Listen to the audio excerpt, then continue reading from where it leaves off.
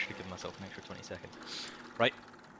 Hello and welcome. This is the After Credits podcast, and I don't think we're going to label this an episode because this is kind of an outlier. I think we might do episode 9, maybe. If it's not labeled as episode 9, it's not episode 9. But this, as you can see from our title, is our summer blockbuster roundup. So this is our. So the rules are any movie from June 1st until now, we're classing as a summer movie. You may argue, and we've argued ourselves about whether Guardians 3 is included. It's not, so we're not talking about that here. But yes, everything from June 1st until now, we're going to talk about in quick succession, hopefully. But I'll eat those words, I know it. And me, I'm here. Brandon, he's here. As always. And special guest, our Special co-host, Robert's back. Yeah. I saw that you got a couple of subscribers, so I thought I'd quickly get myself back in. So he sees potential now. So I apologize for not if being you're a here. follower of our earlier episodes, you might recognize Robert. If not, he's our other host. The Coco. Co-host, yeah. And yes, so on my list, I have June 2nd, right after our cut-off, is Spider-Man Across the Spider-Verse. So I think that's what we're going to talk about first. And why don't we pick a name out the hat and take it away, Robert? I'm ready. So when I first saw that movie, I think my mind was pleasured in ways I've never felt before, and and maybe bringing you back was a mistake. What's that? Maybe bringing you back was a mistake. Of course it is. It isn't child friendly, but it's also not like pornographic. This is not a BDSM podcast. Anyway, I loved it from the second it started till the second it ended. The art, the music, the visuals, the story, the characters, just absolutely loved and adored everything about it. But definitely after, I think, talking to you guys about it, I had originally given it a 9.5 because I just thought it was a masterpiece. But after talking to you guys about it, I did lower it with the whole it's not a finished story, even though it's it's a part one, but it's not finished, right? So yeah, it's hard to judge a film when half of it's been told. It's like Dune for me as well, where it's just like it's really hard for me to give it a good rating when it's half a film, because it's not because the best comparison we can talk about, which is going to come up later on, is Mission Impossible, because to me that felt like a fully fledged film, like Act 1, 2, and 3, whereas Spider-Man felt like Act 1 and 2, and then it finished, and then we're going to get Act 3 next. Well, it's supposed to be next year, but I think it's been delayed even longer. So it's been delayed 3 years.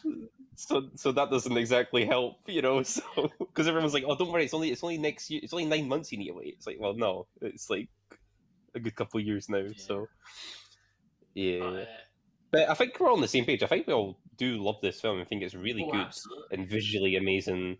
I think the music's great as well. It's literally just the end that puts me off. Even though the end is great. It's a great end, but it's not an end. Do you think that with the knowledge of how it ends, that will change how you go to view it on a second viewing? Yeah. And do you think that will be positive or negative on your second viewing? I think it'll be more positive because I was going in thinking it's a full film. Because the thing is, if it was called Part 1, then I would be like, okay, right, I'm expecting it to end like a sort of cliffhanger kind of thing, whatever. Next, and then the Part 2 comes, but they didn't do that. They just labeled it as a sequel. So, whereas again, Mission Impossible called it Part 1, even though that's the one that feels like a fully fledged film. So I'm confused. Because Avengers Endgame and that, they were supposed to be Part 1 and 2, but they changed it. Do you think part of the mark? Because I going into Infinity War, I was aware that Endgame was like a part 2 of that film. Yeah, But yeah. going into this film, I didn't realize until I came out how close the second film was supposed to be before it got delayed. Do you think that's maybe part of the thing? Had they like marketed that the next film was just around the corner, that you'd have maybe taken that a bit easier? Yeah. Well, but I've heard like people were they've taken their kids, and even the kids are like, oh, Yeah. you know, so so I can imagine it's annoying, but at the end of the day, absolutely, it's insane animation. Like Stunning. freaking. Uh, do I like it more than the first one? Probably not, but maybe it's only because of the ending. Also, not enough Peter B. Parker, Yeah, man. He's the I best. I think that's part of what the third film's going to be is getting back the crew from the original film because they obviously Yeah. make a cameo at the end of the film. I should say, Yeah. spoilers for any film this summer that you might not have seen. Spoilers for any film we talk Yeah. about in general. Cards in the description. You might want to steer clear because we are a Yeah. spoiler and everything. But yeah, so like Yes. Nick Cage's character, his like Spider-Man Noir, comes back at the end, and Peter Porker and all that. But I really think I don't think they're necessary, but I definitely think Peter B. Parker was. I think he was lacking in this film, and like not Yeah. anything to do with quality, but they're just lacking screen time because I really liked him and Miles in the first one. Yeah, me. Yeah. But his arc came, you know what I mean? And like Gwen is now the sort of secondary character, which I'm fine with. But I do love him. He's my favorite, so of course I'm not going to say no more screen time of him and his little cute baby. So cute redhead baby. Yeah, I'll be interested to see because there's been a bit of backlash to do with the Blu-ray and streaming releases. I think Oh, No, really? yeah, with yeah. them changing lines of dialogue or removing dialogue or things like that, just kind of shifting things about. So I don't know I don't know if that's been resolved, if we've got like a theatrical cut again, or if they're doing a George Lucas, they're sticking by their gun.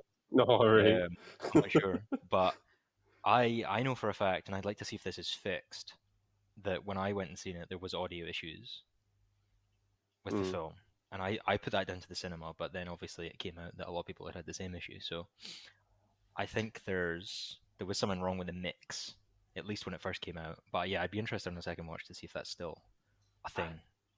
But When, I don't no, think either Yeah. of you guys had that problem, right? no, I did because I had gone I think I'd seen it 4 times in a cinema, and I didn't have an issue with it. Like, but I did see it. Maybe I think I saw it a little bit later with that, but it might have just been the cinema that I went to. It was Okay. fine. The only time I saw an issue is right at the start when she's playing drums. I could barely hear her. Gwen, that is. The narration at the start. Yeah, And I don't think it's on purpose because you literally can't hear her. So I'm like, well, Yeah. that defeats the purpose of a narration. But after that, it was totally fine for me. I never noticed it after It was a that. bit Tenet for me, probably until about halfway through the film. Oh, Maybe not. Well, maybe not halfway. Maybe like a third of the way through the film or something. It was like Tenet. People were talking. And I was like, eh. eh. yeah. But no, yeah, I think I'm probably in the same boat as Brandon. I don't know exactly if you're in the same boat, Robert, but I would say this is probably weak. I think there's parts of this that are stronger than the first one, but I think overall as a Yeah. film, I much prefer the first one. and I think it's safe to say we're all looking forward to the third Yeah. one, though. I No doubt. definitely agree with you both. I think if I'm going for a story, the first one, 100%.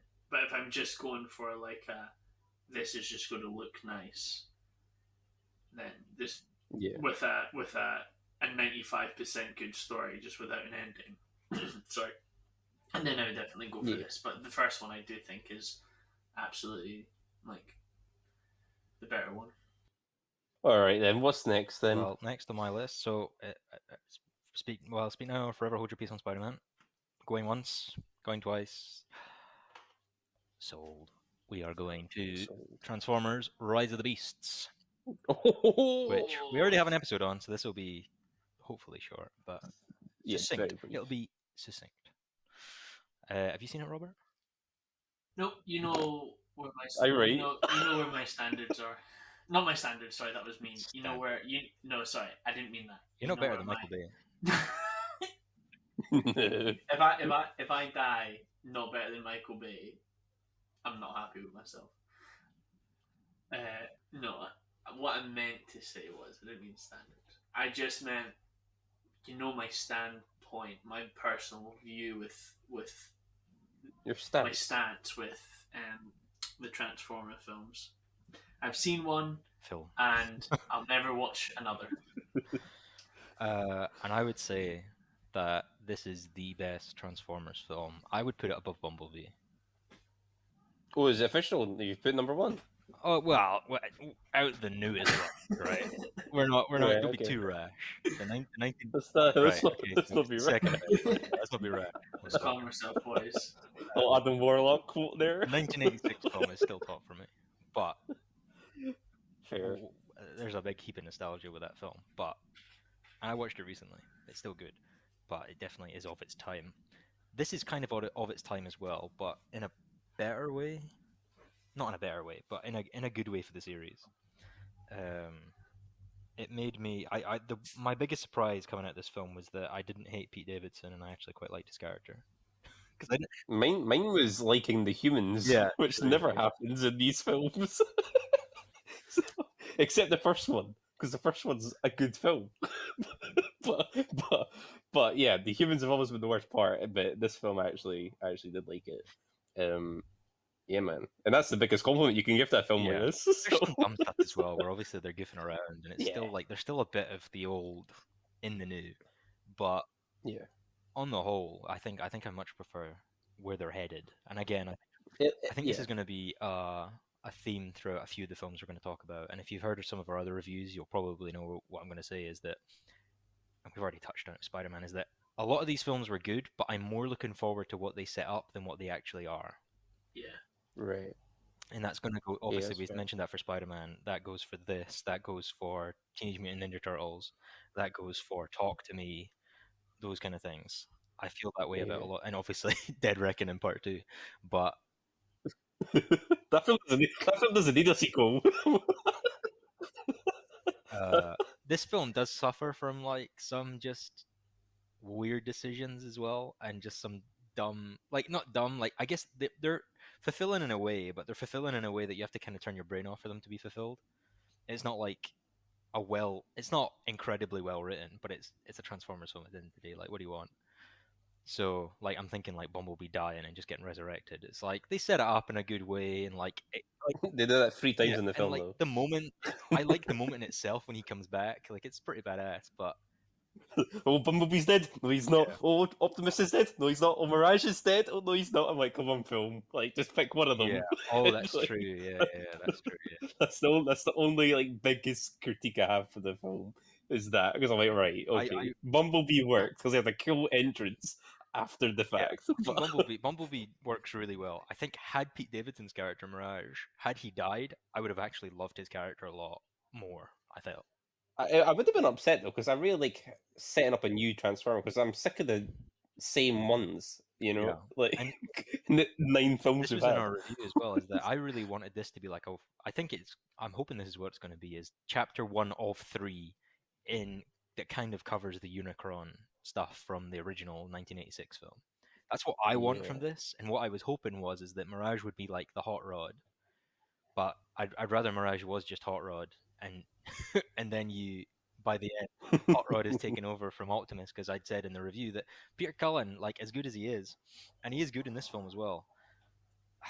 Optimus gets some badass lines in this film, but Yeah. as good as Peter Cullen is, he's a very old man, and he's not going to be around forever, you know. And Yeah. We've got to make the most of what we yeah, got. and I'd really like them to have some forethought and actually try to transition Optimus out of the spotlight for Transformers and try and push something else. I know he's the face of Transformers, but like try and push someone else to kind of take over in this, at least in this series. Because I just don't Yeah. think you're ever going to get away with recasting Peter Cullen. And the thing I'm worried that It'll be happens is tough. that he dies, and then they do recast him, and then that reflects badly on a potentially good film in the future. Yeah. And I just want them to nail this. If they're going for a trilogy, I really want them to nail it, and I really want them to like. I don't know how well this film did. I didn't do as well as the Bay films, but Yeah. I know that's the biggest shame is that they've not made as much money, even though it's the better Clearly. one. And it's like, oh, thing it's is, like, god it's at least damn it. competent in like a cohesive way. Yeah. The other ones are competent, but they're like Michael Bay to the max, you know. And like that's not for everyone, Exactly. but obviously it's for more people than what this was, I guess. Yeah. I do think a big Yeah. part of that as well is that that market has kind of been diluted, and even though they're trying something new, maybe from the outside it doesn't look like that, which is a shame. Yeah. But yeah, I definitely, obviously it's probably not one of my favorite films of the year, but I like Transformers a lot. It's the one that's probably surprised me the most because I was expecting it to be ass. Well, we had said we were in the run up to June. I think maybe about probably mid-April, late April. We'd been talking, and we were like, mate, like The Flash, Indiana Jones, and Transformers, and a Pixar film all come out in June. Mate, June's stacked, absolutely stacked. Yeah, Mission Mission Impossible, yeah, Impossible. Like... stacked. It's gonna be a great month. And then we come out at the end, and like Transformers is like the best of the four. Like, It's like, how? what? How'd that happen? Like, when did Transformers become like the best series in the summer? Yeah. So like, obviously Spider-Man I think is obviously better, but in terms of like we're not blind Yeah. here. Like we're in terms of like live action blockbusters, it's good for a Transformers Yeah. film. yeah. Yeah, this summer though hasn't been the greatest. But It's been a In the weird run-up- one because there's been a lot of names. There's Yeah. been a lot of franchises. in the run-up, you it know? looks like probably one of the strongest in years. Yeah, Well, we are just out of COVID. Well, yeah, but Like, even properly. I reckon even apart from MCU, had there been a big Yeah. MCU thing this year, probably it would have been one of the bigger ones in recent memory. But I think even pre-COVID, True. like excluding the Marvel films, I think this is one of the kind of biggest years for names we've had. Like Indiana Jones is back and all that, but we'll get to Yeah. that. Fucking hell. We will. But yeah, I don't know if I'll watch this film. I will watch it again, but I won't have my brain on doing it. But it's not a film you have to Yeah. turn your brain off for. There is like some like competent like storytelling going on here for a Transformers film, Yeah. especially. But yeah, so if you're a fan of the old films, but you're sick of the fucking the dumb fucking storyline. This one's kind of dumb as well, but it's a lot less dumb, and like it's fun. It's kind of a little like it probably is a better adventure film than Indiana Jones. And Indiana Jones, like that's what it is, right? Like there's a bit of spelunking and stuff in this, but yeah, I think it's a pretty solid film, especially for a Transformers film. And I'd put it sure. above Bumblebee just because there's like an ensemble cast of Transformers. Yeah, I I like think that. Yeah. Bumblebee was a nice fresh take, obviously, because it was just like it was like your Iron Giant story. But that's not really what I want from Transformers, so that kind of gets a peg. Even though that's not the film's fault, that's just my preference. My preference is that I like the big ensemble cast. So this one is naturally more appealing to me. So I'd watch this over Bumblebee, but it's probably behind the 1986 one. It's probably 1986 cartoon, this, and then Bumblebee for me in terms of how good is the actual film. Right. But in terms of enjoyment, the first A film is fucking incredible. Revenge of the Fallen. Anyway. So next on my list of releases, I'll take a back seat here because I haven't seen this one, is Elemental. All right, Robert, you go ahead first. We're on the same page for this, though, I think. yeah, I believe so. So I've seen it twice, so I wanted to like get a solid opinion on it. I think it's funny. You like before you were like, "Oh, I've not seen too many films," but you've seen the same film multiple times. well, I think the issue is though. Have you seen it multiple times? I've seen this twice. I've seen this. Jeez, oh. Yeah. Well, it's not more out of like if I had not gone with the people I went with, I would never have watched it unless it came out on Disney Plus. But seeing it twice, I actually did enjoy it, and I thought it was a good, it was a good movie. I didn't think there was anything special about the movie, especially. I think Pixar has lost its its sparkle, and that special sauce. yeah, it's not casting Owen Wilson in films. it's not the same anymore. Like, you can when you're watching it, you're definitely like, oh, this could have been really good, but it's still really good because like they the way that they deal with racism and like the diversity of working class, middle class, high up. I think is done really clever. The way I really like the two characters and the love interest. I think they're really interesting. Like they're fun to watch. They're not boring, and especially I forget what's the is it Amber? It's like Amber or Ember or Ember. something Yeah, I like think that. it's Ember. Yeah. Like her parents, especially her dad. I thought they were really good parts of the film. So I think it's a film where a lot of people will relate, especially um I think maybe the Minorities, maybe? what's sorry? Like minorities, is that what you're looking for? Yeah, but maybe No, but like that's kind of how it's portrayed, though. It's like Minorities. I was going to say maybe more the generation above us. Sorry, I apologize. Yeah, I didn't think he was going to say minority. Yeah. I'll be honest, man. yeah. Well, that's kind of what the film's about, though, because like the fire people are like not like they're treated as like what do you call them? People who come in from another country, immigrants. They're essentially immigrants. So I thought that's what you were hinting at, but I guess not. I guess But not. they do that really well. The immigration of elements. I found that was really fascinating. That was honestly probably my favorite part is kind of getting to that lore Yeah. as well. But yeah, like at the end of the day, is it a cliche film? Yes. Like, is there anything special about the love story? Not really. Do I like it? Yeah, that's probably my favorite part, or at least one of my favorite parts, is the chemistry between those two characters. Because going in with the trailers and stuff, I was not buying it, but as soon as the film started, you know what did it? I think Ember. I think I really liked her, and I was like, you know what? Just give me more you, and I'm fine. Like we're good. Like the guy, he's fine, but like she was really really I'm good. going to be. She's probably my favorite Disney character in a long time as well. I'm going to be honest. The guy just reminded me if our mate Ewan was just a nice guy, that's what he'd be like. and it was no offense, Ewan. It was like what Ewan could be. Right. If you went to church, that'd be him. There's a timestamp. I'm going to see that in the comments. I know. I'm waiting for You'll find it. You'll find it. That'll be a pinned comment. I will say, on the outside, the trailer is the reason I didn't go see this film. That's fair. I don't think the trailer was interesting. As well as I've kind of just lost my patience with Pixar and Disney and whatever they own at the moment. Yeah. Especially for theater going. Like, obviously, Ahsoka's out, and that's obviously Disney as well. But I don't have to leave my couch to go see that. But like, go out and see a film. I know it's not that much of an effort, but like, I got to pay a ticket now. You know, like, I don't want to go pay for shit that I don't want to go see. Yeah. So, like, is it on Disney Plus yet? No, or is it still in? When's that? It's not on it yet. I don't think because it's not bad enough. It's not bad enough to get a pushed release on Disney Plus yet.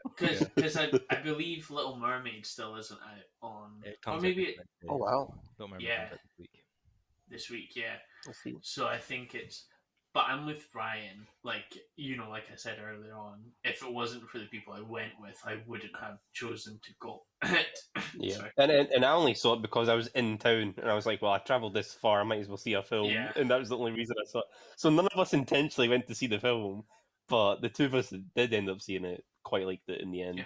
Yeah. Is Pixar fixed? No, but it's a nice change of pace from what we've had recently. I have a couple of questions about it from the outside before having seen it for you guys. Is these topics were already kind of covered in Zootopia, so what do you think it is in relation to that, and do you think it's just that with a love story? And my second question, you don't have to answer these, but like just through conversation, where would you place this in Pixar's recent lineup? Is it better than the kind of recent average films we've had, or is it kind of middle of the road, or worse? What would you say is Pixar's recent like? So I would say like Inside Out, Lightyear. Onward. Oh right! Oh wow, we're going that far back. What, 2015? Yeah. Wait. Sorry, I missed. I only heard Lightyear. I missed what. So Inside Out. I'd say like Inside Out, Coco, Onward, Turning Red, Okay, Finding Dory, those type of films. for me, I would say I think I'm a bigger lover for Lightyear than most people, and I would say in the recent films it would be Lightyear then Elemental, and I think I Better than really Coco. didn't. Hmm? Better than Coco. I liked Coco. I would put Coco third, but I wasn't like. What about Soul? You like Soul? I did like Soul, but I do prefer Elemental. That's fair. That's fair. Okay. Like I like Coco isn't a bad film at all because I'm pretty sure it won an Oscar, did it not, for its like music? Coco is pretty much the only hope I have for Pixar at the moment. Yeah, like Coco is a great film, and 2018. Yeah, it's the only thing keeping me interested at least. and I would definitely understand why most people would say Coco is one of the better ones of the recent, especially if they're like, "Oh, it's my favorite." I'm not going to argue with it. I just personally preferred Elemental and Lightyear over it. Sorry. That's fair. Okay. That's And fair. the Zootopia one. Oh, sorry, Brendan. I've had a weird relationship with Disney Pixar in the last like 5 years because I've barely seen any of the newer ones. I liked Lightyear. I liked Soul, or at least half of it. I like the real life stuff in Soul. I don't like the afterworld stuff. I didn't like the look of it. I love Coco. Freaking Cars 3, top 10, baby, top 10 Pixar. Cars 3 is great though, isn't it? It actually It is. Like, I'm actually so excited I watched that. Elemental, in comparison to those, I would probably. The thing is, what I love about Pixar, like up until that point you're saying, is their originality. And for example, I quite like Inside Out for how original it is, because it's just like the concept. I'm like, I love that. Whereas like this, like you said, it's just this Zootopia, just with elements, which is cool. And it's cool how they interact because they all have like special powers and stuff, and how they affect the world and the city and stuff. Whereas it's not just like predators and prey, which I also still liked. Yeah. It is essentially the same though. It's not like they do like a Monsters Inc. where they have this whole different system, and and like because that's what I love about Monsters Inc. How it functions off of screen power and stuff like that. It's like sick. Anyway, I'd probably rank this probably lower than Cars 3 and Coco, but higher than Lightyear and Soul. Like around there. It's definitely the best one in the last few years, in my opinion. But it's still like a 7. So I'm not gonna praise it that high. But Well, what was your second part? that The Was it the Zootopia, Zootopia? yeah, that was yeah. both of them. Or what do you think about that? I think it did better than Zootopia. Like, Because they are similar Yeah. because it's got like the male female dynamic as well. Like but as a duo. the way they, I think did the whole, I guess, like the animals and the elements. I think I found this way more interesting, and I thought it made, not that the animals thing didn't make sense, but this one I was like, oh yeah, but it was nice and like satisfying in the way they did it. It was like, oh, that's cool. Yeah. Like they, like in the fire area, they've got a bridge, not a bridge, sorry, a railway above them, and as the train comes, water comes down, and like Mhm. all of them have umbrellas that they put up so that Yeah. they're not like, they don't go out, and that the fire the fire people had to adapt to the water people, and it wasn't like there was people were adapting to each other. It was the fire had to adapt to everyone else, which I thought was a lot better than what Zootopia did. So Yeah, that's fair. Okay. Ryan, do you mind if I spoil one thing, or do you care about spoilers at all for this, or No. right? There's a scene that I absolutely loved, and then like it felt like I don't know what I think. Honestly, I'm interested in Robert's thoughts are because you typically hate scenes like this. yeah, So the water dude dies, and it was absolutely heart wrenching to me anyway because I was loving their relationship, and I was hoping for it to work out. Like he turns into steam essentially because they're stuck in the fire pit or whatever. And I was like, oh my god, that's amazing, because they set that up. They set that up because they were like, oh, fire and water can't mix. Like, it's just impossible, and they proved it. They like that's just a hard fact of life. And I'm like, oh my god, that's amazing. But then it's a Disney film, so he came back to life, and I was like, oh, you're joking. Well, I was like, you're joking. I agree with you, but the thing is that's how water comes back. Like it is. Yeah, like, no, I get it. So I'm like, Yeah. I agree with you because they did it so well, and you were like, oh, Does he and come then back via the water cycle? What? Sorry. Does he come back through the water cycle? So you know how when water like turns into steam and then it goes to the roof, like the highest thing, and then through the water cycle. Yeah, so he like condenses and then reappears. Yeah, and he reappears, and like I it was one of those things where it's like, oh, as Brandon says, but then you're like, oh, for goodness sake. Obviously. But at the same time, I'm glad he's alive because I like them. So I'm so conflicted about how I feel. Obviously, in context, that would make more sense, but out of context, that sounds fucking dumb as hell. No, honestly, like it's done really well. It's just, and the way they even bring him back, like scientifically works as well. Like I was actually like fair chuffed with it, but yeah, I was a bit like, oh, like you had it, but then you let go of it, but then they're happy, and then I'm like, oh, I like that because it's a freaking Pixar film, you know, like they're gonna. Well, I don't know. Pixar films are notorious for having a happy ending, but not the one that you set out to get, right? Oh, well, true, yeah, true. Yeah, because like, now, true. I personally did not enjoy Inside Out, but there was like that heart-wrenching moment where that elephant dude dies. Bing bong. Yeah, and it's like Pixar. I'm dead as well. I'm not a big fan of Inside Out either. I can't lie. I really don't like it. The second I heard the second one was happening, I was like, all right, that's a waste of money. I'm out. Yeah, but I'll watch it. I know you will. I'm not, but yeah, it was like you can always count on, for one point in the Pixar films to have that kind of like, oh, that that was gut wrenching, right? Because like even in Lightyear, I wouldn't say it's an emotional film, but this whole thing of he's having to time travel almost, and then every time he comes back, his friends and everyone's aged. Yeah, he's having to time travel around censorship in China. Yeah. And wow. I feel like take that, China. Not that you're watching us because YouTube's banned you, but or you've banned YouTube, I suppose. I feel like this one really needs to be edited in a few things. Yeah, it's fair. We're off topic anyway. Yeah. Way off topic. We're back. Yeah, Elemental good. Elemental good. Let's next film. Okay. Freaking Goat Hanger comes out. Yoink. Oh, right. Dear. Well, at least in America, in the same day that Elemental came out, The Flash also came out. Now, we already have like a 2.5 hour video on this. Okay, I'll tell you.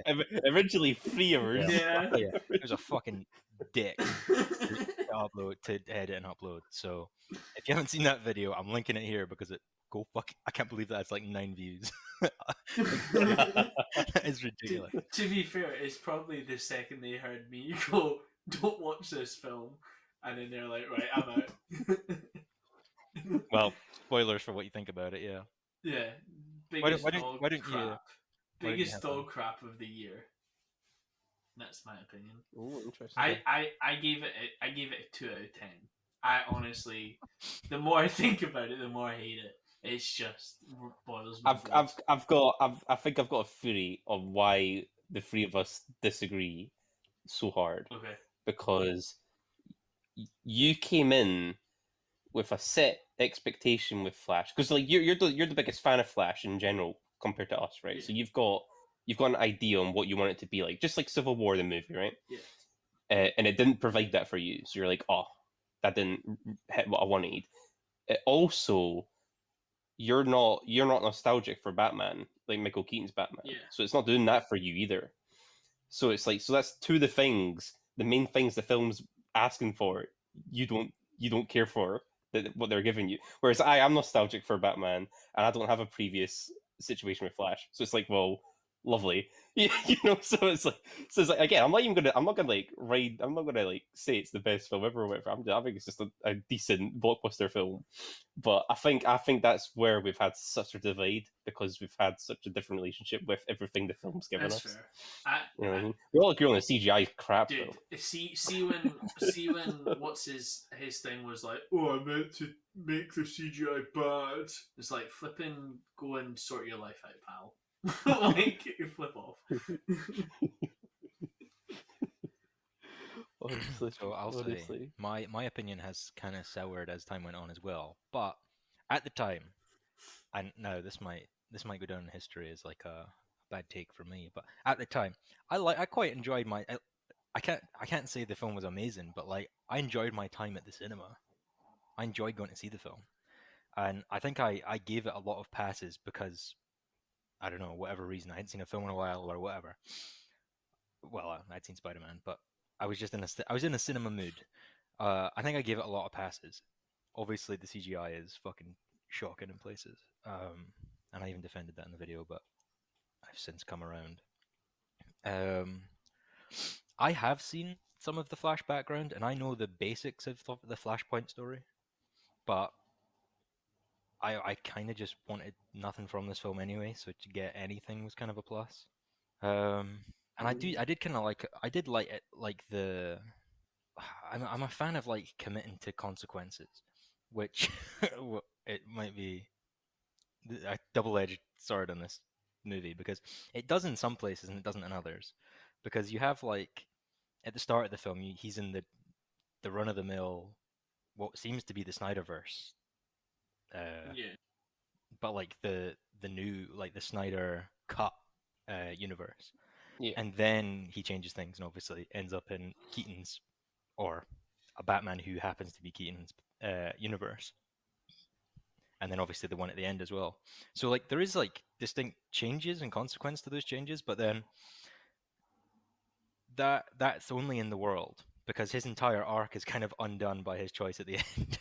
So like there's kind of a bit of give and take where I'm like, I like that they're like doing that. I like that they're letting you see these different universes and they're actually committing to him being in them for a time because they did a bit of that with Doctor Strange and the Multiverse of Madness where you seen the other universe, but all the other ones you saw were very like blink and you'll miss it.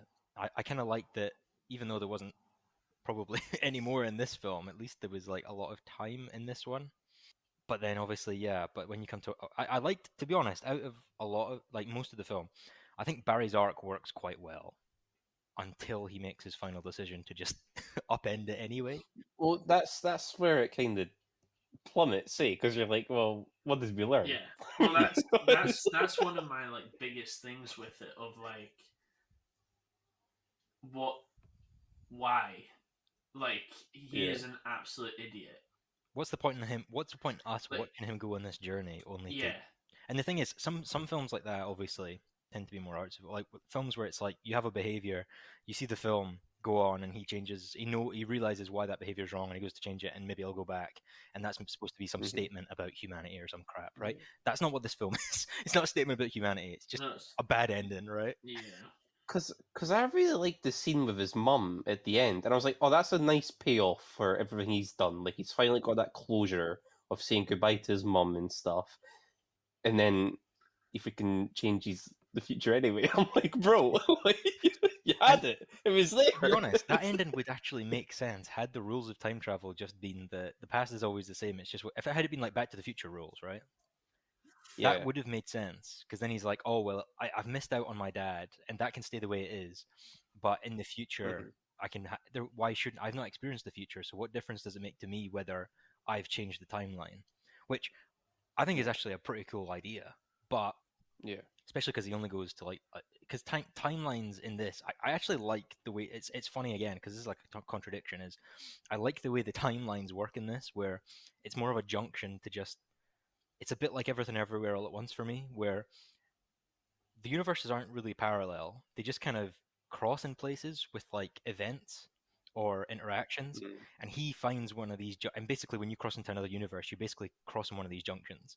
But that line, that timeline, can be skew with any which way, which means your entire past and present and future are different from the universe that you knew. And I think the problem with that is one, like you don't get to navigate the universe as easy because obviously, if you're in a new universe, you don't.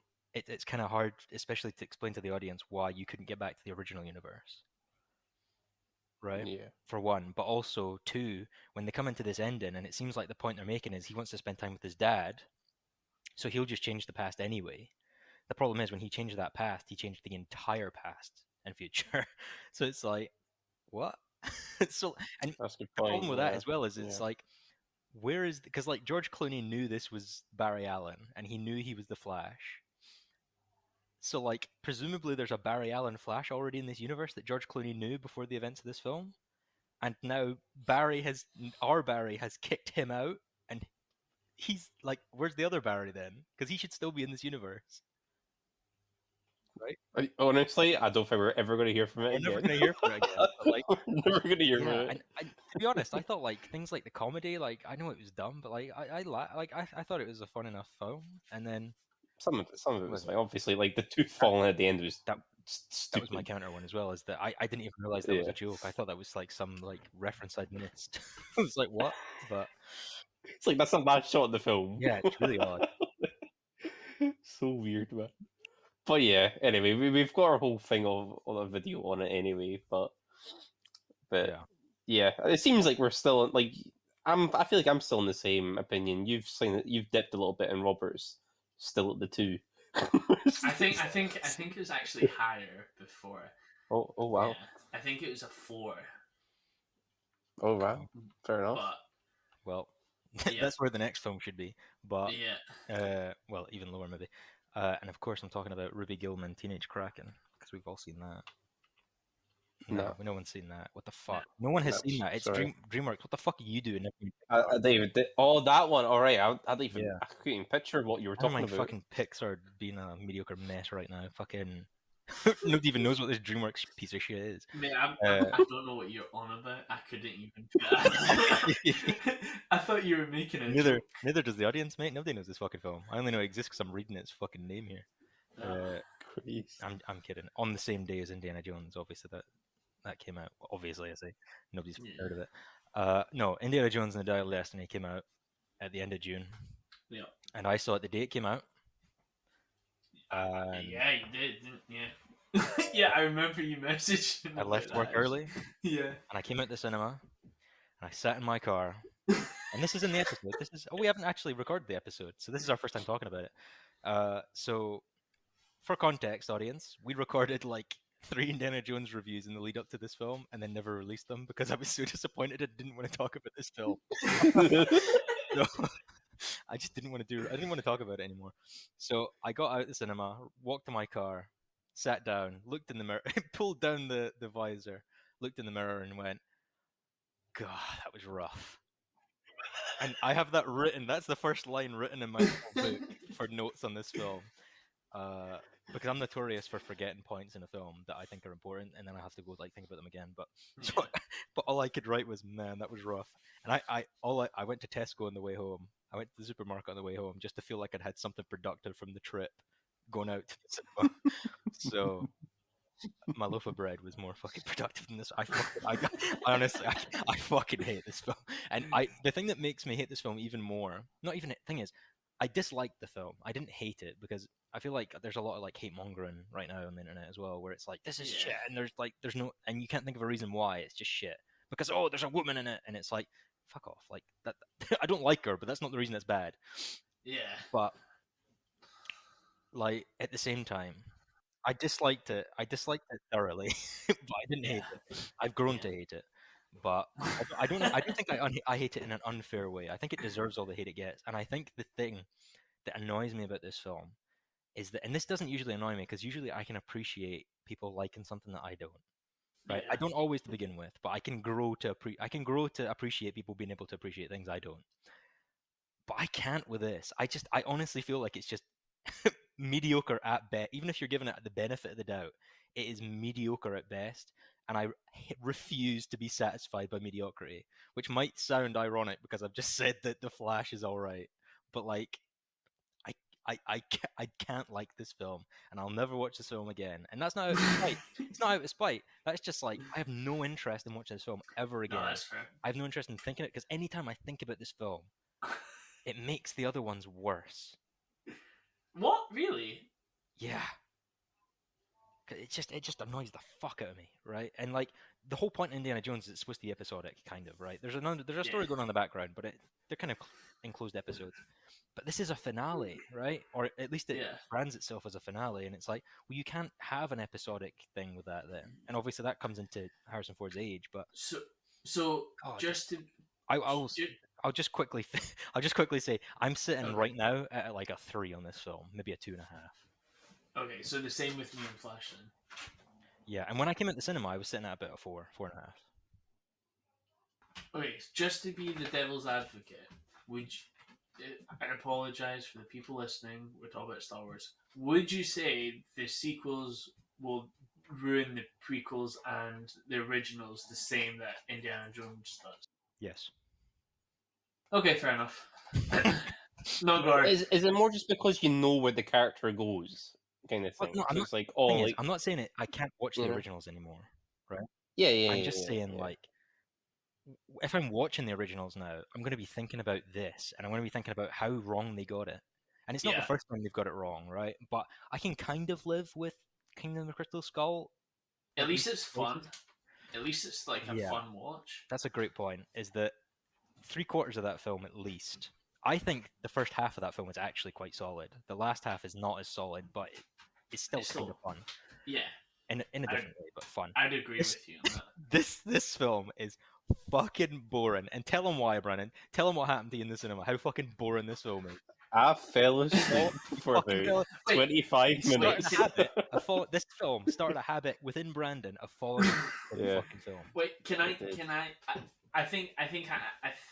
I like this film more than you two do. But the only hi Scotty.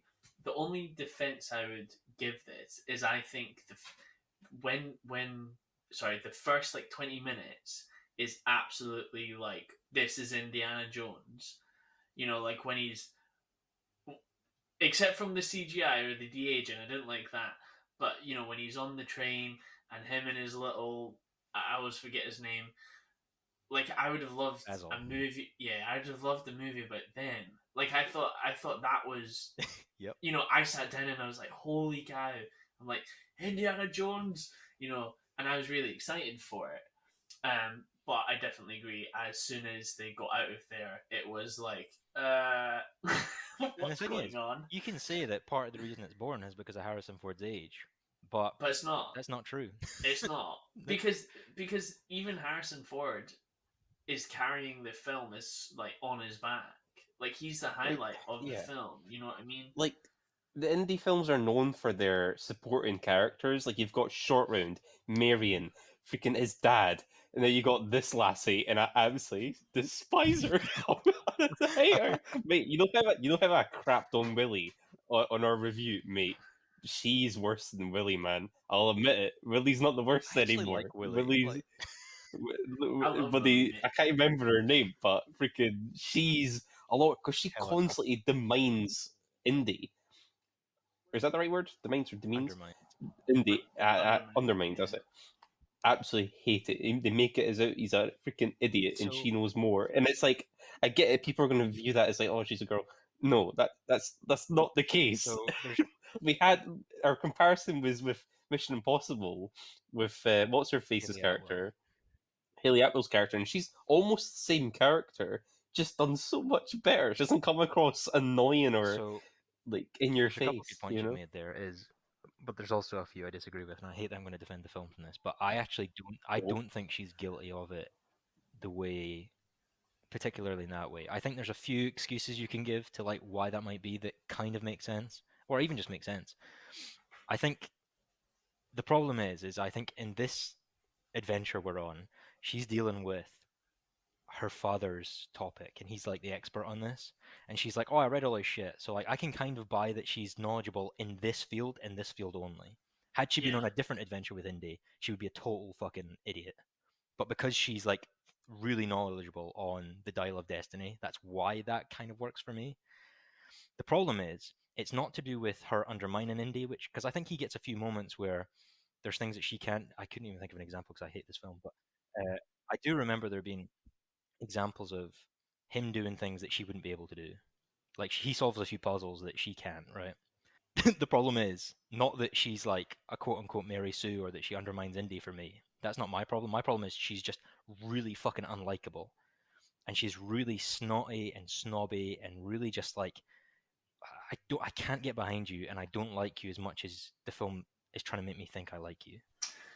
Do you know? I agree with that because see when the police officer woman, detective or whatnot, got got killed on the plane.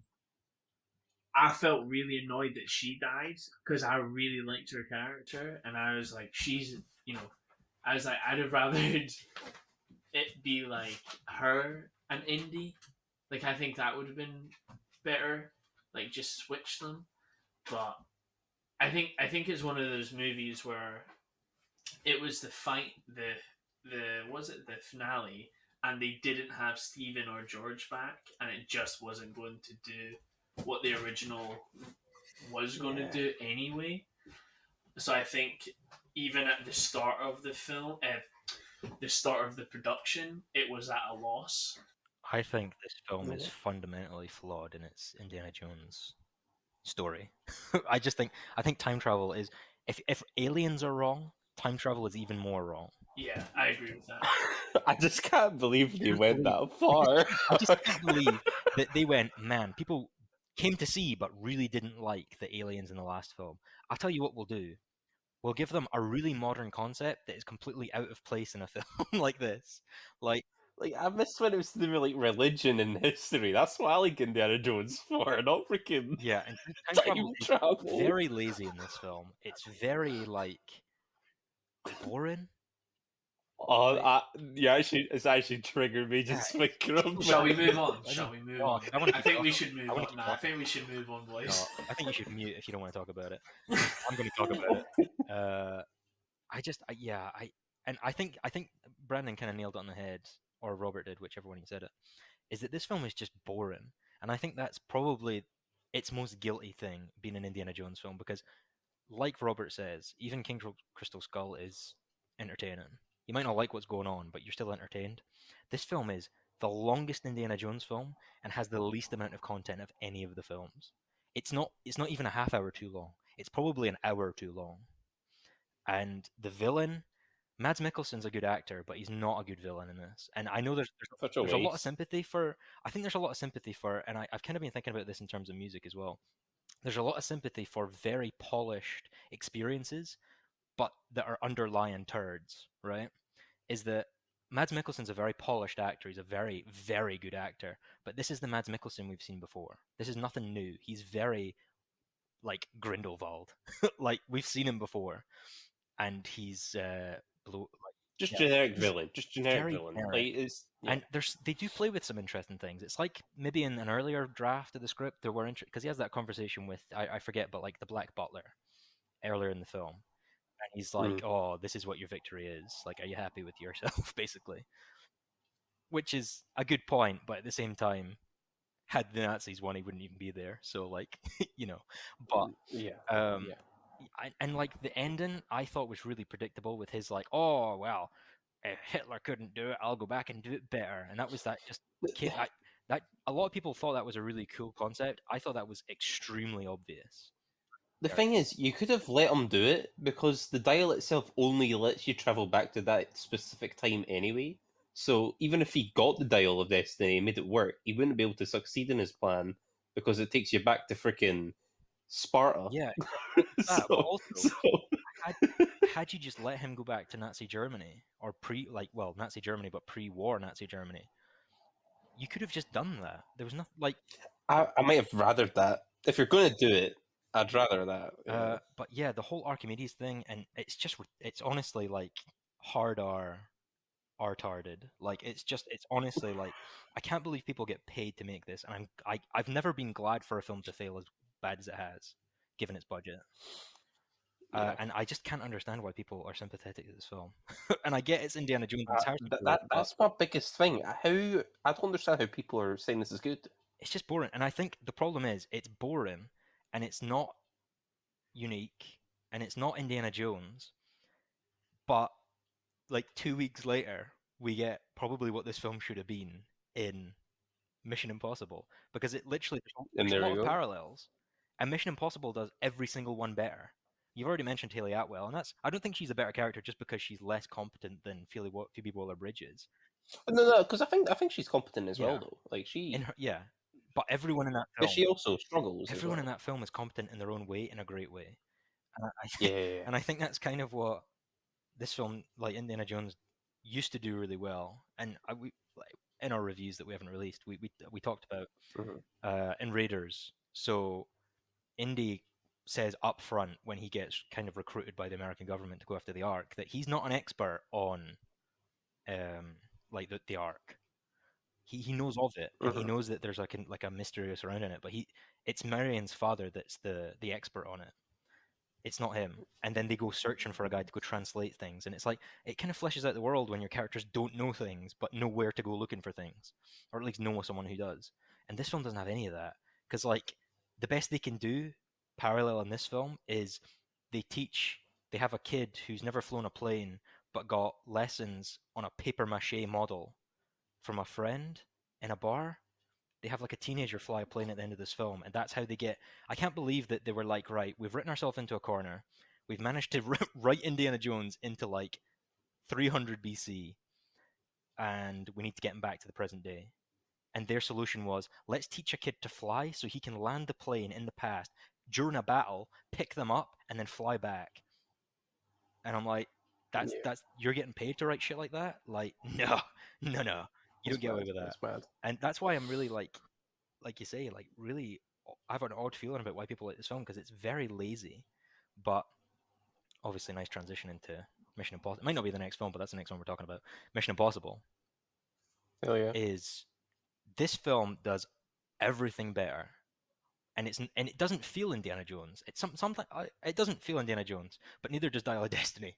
So even if you compare them on an Yeah. action film level, but so I think the best comparison for me anyway, from what I enjoyed and what I didn't enjoy, was you have a very bloated, very boring, like choppy CGI chase in the tuk tuks in Iraq in Indiana Jones, which is bloated and goes on way too long and has Phoebe Waller-Bridge in it, which is boring and shit. And then you come to Mission Impossible and you have the chase in Rome, which is what the tuk tuk chase wants to be.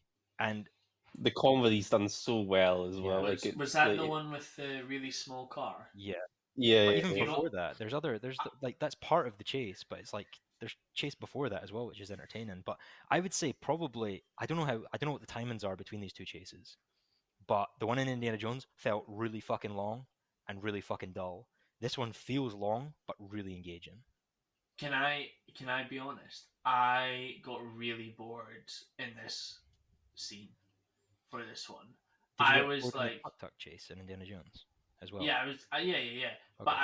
I was bored on both, I was gonna because like like it, even in John Wick 4, that whole stair scene, like I was like that should have finished 3 minutes before, like after, and that was like a 20-minute thing. Like I think the three films are the same, where it's like, yeah, I get that it's I get why people are enjoying it and why it's like the comedy's good in Mission Impossible and the chase, and I'm not going to deny that. And I get why a lot of people really enjoyed it, but I was just really bored, and I did want it to like pick up its pace and like finish. Could you? I know it's been a while but do you have any like elaboration on why that might be, or? Sorry, my dogs are growling. Scout, stop that. Sorry.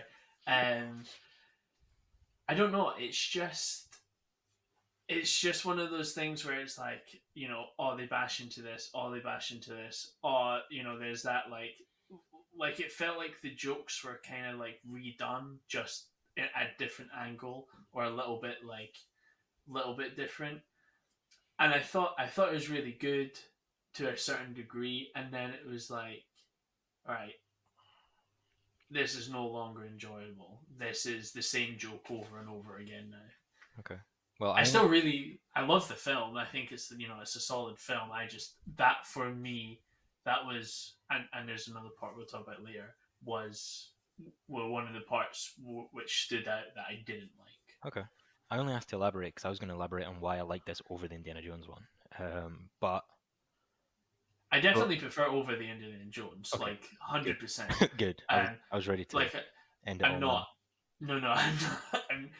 I prefer this movie way more than Indiana Jones, and I agree with Okay. you that it does everything better. I just got bored at Okay. some point. Fair enough.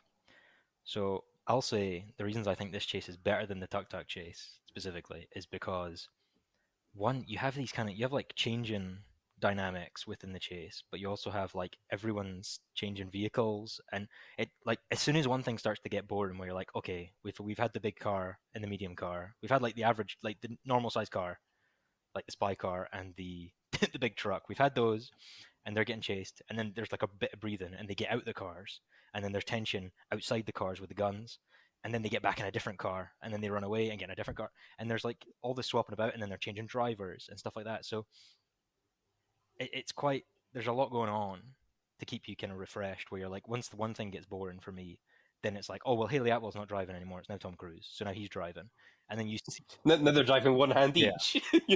Like that's and then they funny, change a man. car, Like and then they go down the stairs, and then like, and then she tries to drive around and gets like stuck in like a I don't spins know, out. yeah, I think for me, what I like about it is that because when you look at the film overall, there's not a lot of like I suppose they have the airport, but even then, that's very brief.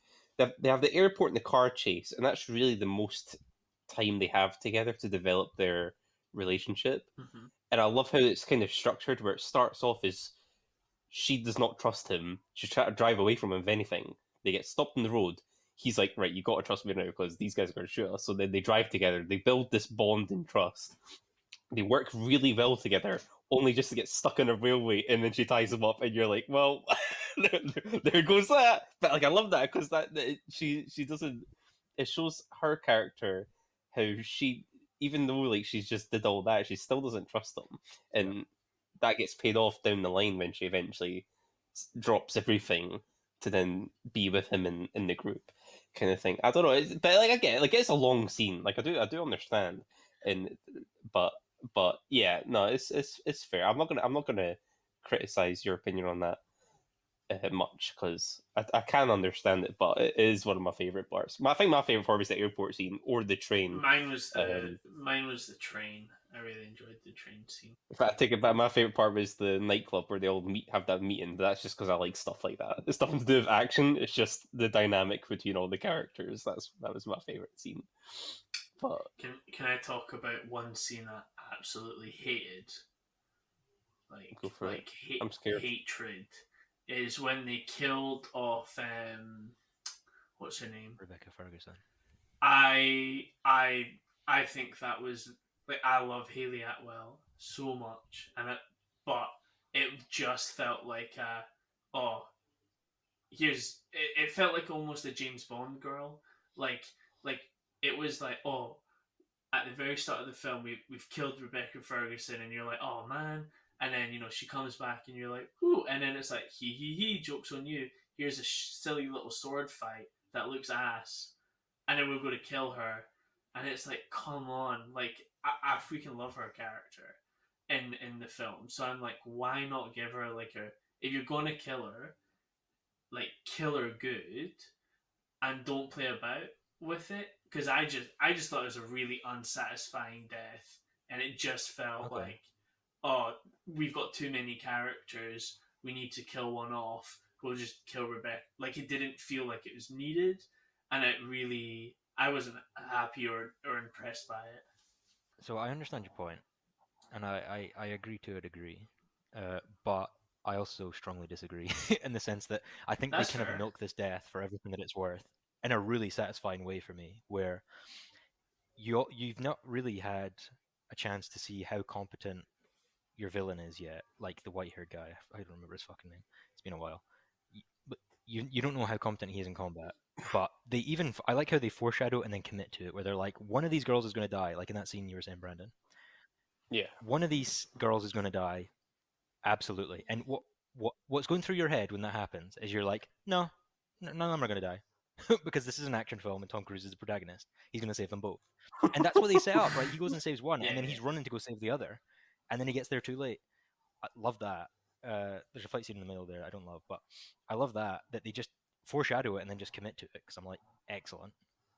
You See, get to see the stakes for the villain, yeah. and it gives you character development for everyone on the team, especially Haley Atwell, who probably needed it the most at this point. Otherwise, you should have Well, killed because her. there's a line that I love, and I think it's my favorite line from the movie, where it's Luther. She's talking to Luther, and she's like, "She died because of me," and then he says, "No, you're alive because of her." And I'm like, "That is beautiful, man." I'm like, "That's why." Like, I get it, because it's your favorite character, and I'd be annoyed if they killed like a favorite character of mine. I don't have any previous history with these films, so it's like they could have killed anyone, and I probably wouldn't have Yeah. really cared, unless it was just done absolutely terribly. But like I don't have that previous history with those characters. I'm sure, like in, I don't know, freaking killing Luke Skywalker in Episode 8. I'm probably sure it's the same feeling, but It's not to yeah, that degree, but like it's yeah, just yeah, it's just frustrating yeah. because it's like we all know I love a good character's death. You know, Well, that's why I was so surprised when you told me. I was like, what? like I'm happy for you to kill off my favorite character. Like I'm not going to, put arms about it. You want to kill off my boy or my gal, do it. No questions asked. But don't make it rubbish. And I wasn't satisfied. Was it just the death alone, like the fight scene and the death? Was that like it just the main part? it was Part as I said earlier. It just felt like she just had to die so Haley Atwell be could be a character, like have more screen time. And her death, I just didn't. I just thought it was rubbish. Like it was like here's a character who we've seen fight and kill like the most bad ass people and like tons of people, and she's just been like phenomenal in every movie, and she always gets away. And then they just pull out these swords, and then she's just it just felt like really half-assed. Like I wasn't impressed by the choreography of it, and it was like when you watch the other fight scenes in the movie as well, I found that a lot of them was way more entertaining and enjoyable. But this was just, I don't know, maybe because I like the character, I'm a bit more like, why would they do this to her? But I just wasn't impressed or happy with it. But I love the film as a whole. I just don't like that. I wasn't happy. Yeah, no, that's fair. That's fair. I get The it. thing is, I can't really argue against you, because the That's reason that you don't like it is the reason that I do. So it's a hard point. I can't tell you you're wrong. But I like it because of the consequences, but understand why you don't because of how it is executed, which I do kind of agree on. Yeah, I do too. But it also like nulls it. I think that does more for his character. I think the thing is that you're cutting off her character so that everyone else can flourish. Yeah, And my issue though is no hate to Tom Cruise, but Tom Cruise's character isn't going to change in in these films, and like he's the same. I don't know. They're really setting up like the AI knows what he's gonna choose, so he has to change, right? Yeah. Well, that's what I liked with the Luther conversation, where he's like, "I know you want to kill him for killing her. Don't do it because the AI knows you're going to, and you have to do what the AI is not predicting you to do, kind of thing." And the whole tension on the train scene was because of that, because he's like, "Oh my god, is he gonna kill him?" Like all that stuff. And I really like that. But again, it's like it just comes into it. It's like she had to die in order for all this stuff to happen. It's just that for you, I guess it just wasn't. It just wasn't a wasn't worth satisfying. it. It just wasn't satisfying. So what was your 'Cause, point like- about Tom Yeah. Cruise then? So what I was going to say is like, Tom Cruise's character has been pretty much the same from the start to the most recent film, and like no hate to it because I love the films, but there hasn't there's been that progress, here and there, that character development, but there hasn't been anything major, and from my memory anyway, from what I can remember. So I think for me, this kind of film is like, in my head, I'm like, there's not going to be a major character development. There's not going to be this. There's not going to be. So when they kill her off, I was like, oh, so Haley Atwell's going to come and replace, and he's going to be a happy chappy because now he's got Haley Atwell, and I know your point, but I don't think that's fair for his character. Well, it may be a fairer point for the series, but not for his character. I don't think. No, that's fair. That's fair. Maybe it's more a series. Maybe I worded it wrong. So maybe it's more of a series thing where it's like, there's always someone new being replaced, but it's like I don't mind it. But this one, it like Okay. I just Well, I think didn't that's a enjoy fair it. point. But I think that's a fair point. Like they're Yeah, so replacing I the think- old or whatever with someone yeah, new. But I think the Tom Cruise not. Yeah, I think I development- worded 'cause that this wrong film- one. Obviously, I'm not familiar with the last. I'm not. I've seen them, but I don't remember them really, so I couldn't tell you. But he seems the same. But I think a big point of this film was maybe because he's been the same. If he has been, because he has been the same. Yeah, This scenario is going to force him to change, which is what I really liked. But no, that's fair. what do you think about that specifically? That the AI is basically forcing his character to change. I How like does that relate that. to your view? I like that, but it does just feel like he's changing into that, oh, he's the white knight kind of situation. So I don't know. I think I'm kind of.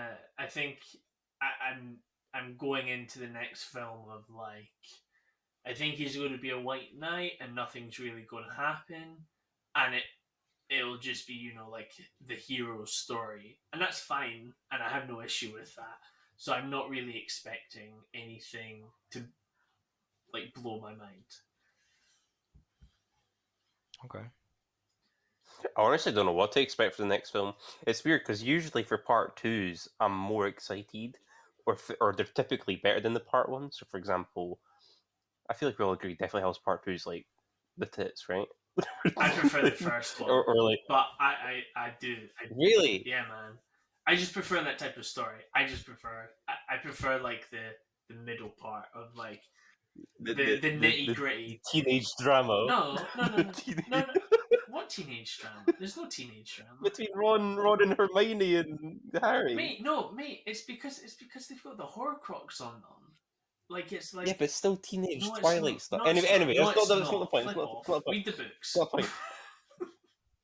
I'm talking about the films, mate. The books don't have part one, part two. so anyway, what I'm saying is typically part two is the more action packed, the one people look forward to because it's the finale, the climactic stuff. Mhm. Maybe not better because, for example, I like Infinity War is the better film, but Endgame's like the more climactic film. But anyway, for this, I don't know what to expect or anything, and I actually find it really hard to think it's going to be better than this one because I think this one's really good. So I'm like, how are you going to get Yeah. to top that? Well, like, I really, A big point you curious. always make is to judge something by what it's trying to be, right? Like Yeah. you can compare this to your Citizen Kanes, your Psychos, whatever, and it probably wouldn't hold up cinematically, right? But it's trying to be a good action film. It's trying Which to be like an is- action blockbuster film, and for trying to be that, it's very fucking good, right? Yeah. Like it's probably one of the best action films I've seen in recent memory. I would say John Wick for not that I enjoyed it, but I can appreciate it. I think it could have a little fight with that there, but yeah. Okay. That was like 2014 though. The first John Wick. No, but John Wick 4 and Oh, Mission 4. Impossible, yeah. Mission Oh, Impossible. sorry. I was going to say, I was like, are we going that back? No. like, whoa. But They yeah, I love- like putting the same categories like indie and stuff. Like it's like an action adventure film. You know what I mean? So with like different genre of being like a spy. And you know? also, Yeah. a big thing that surprised me going into this film was AI being like the main bad. Yeah. I never expected that at all, and that was a really. It almost could have went the way because it's introduced in a similar way as Indiana Jones as well, where at the very beginning of the film they're like, "Oh, it's said that this thing can open time fissures," and then you're like, "No!" And the whole film you're just waiting for that to happen, and then it actually fucking happens, and you're like, "No, Yeah. no, what the fuck?" This film does a similar thing where they introduce the concept of AI really early and really well in that airport scene. Yeah. And Yeah. it's basically a pitch perfect way to do Indiana Jones Dial of Destiny in a much better way, and especially with the AI, and especially because I wasn't expecting it, and I was a bit like I found it a bit jarring at the very beginning when they're like, "Oh, there's this AI that can hack any system, and everyone knows about it, but no one can do shit against it." And I'm like, "Yeah, okay, shit, really, this is what we're doing? Like, god damn, okay." And then they did it well, and I was What like, "All right, fair."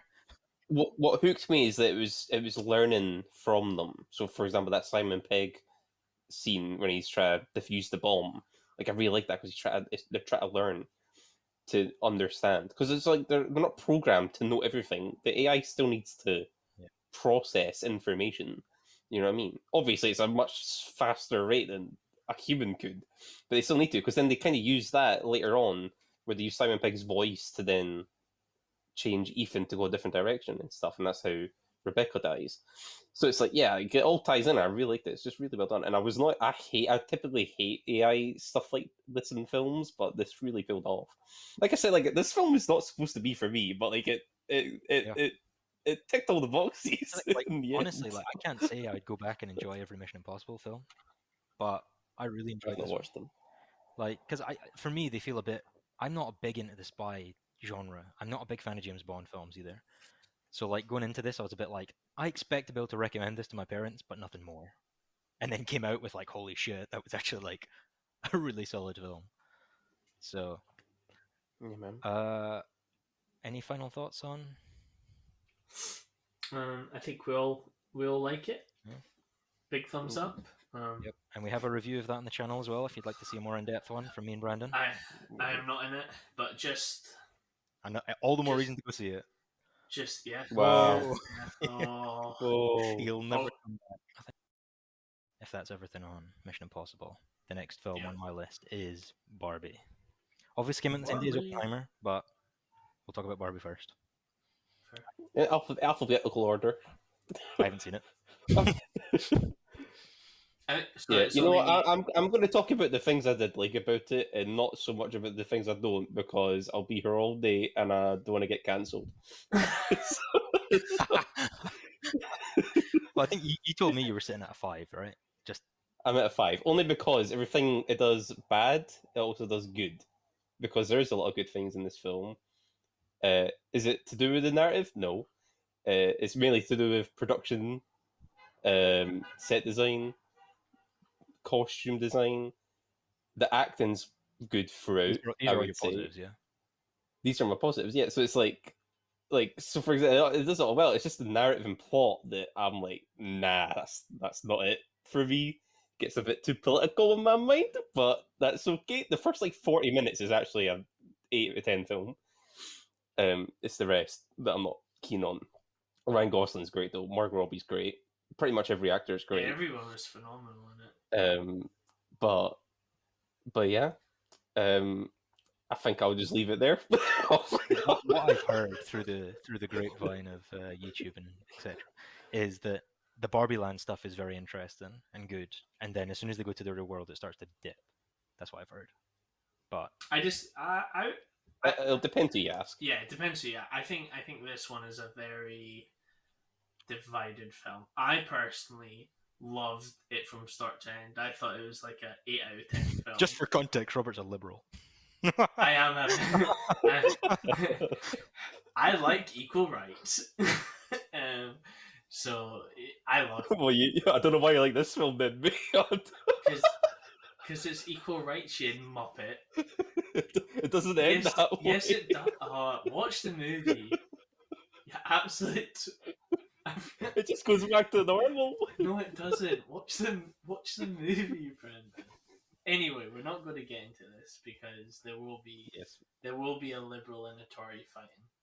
Yeah, they'll get political. They will get political. No, that's not what it's about. No, it's not. But I personally, I think I had quite I had a really good experience going to see it anyway, because I saw it with my mom and my sister, and then I had seen it with my neighbor and my girlfriend, and it was just like it was really good to see it and see their point of view of it. But I also just really loved the acting, and I thought the music, which I'm sure Brandon will agree with, was so fun. Yes. And it was, you could tell that the actors were having a lot of fun during it. Like it was a really like good feel, funny, and it was really sad as well. And it did have its moments where it took you from, oh, this is a happy chappy land, to, you know, oh, this is hitting me in the feels. But I thoroughly enjoyed it. The costume design and the production of just everything around, like Brandon had brought up, was really good. And one of my favorite.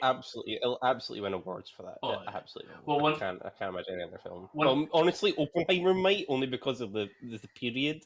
But I don't know. I think Barbie will probably etch it.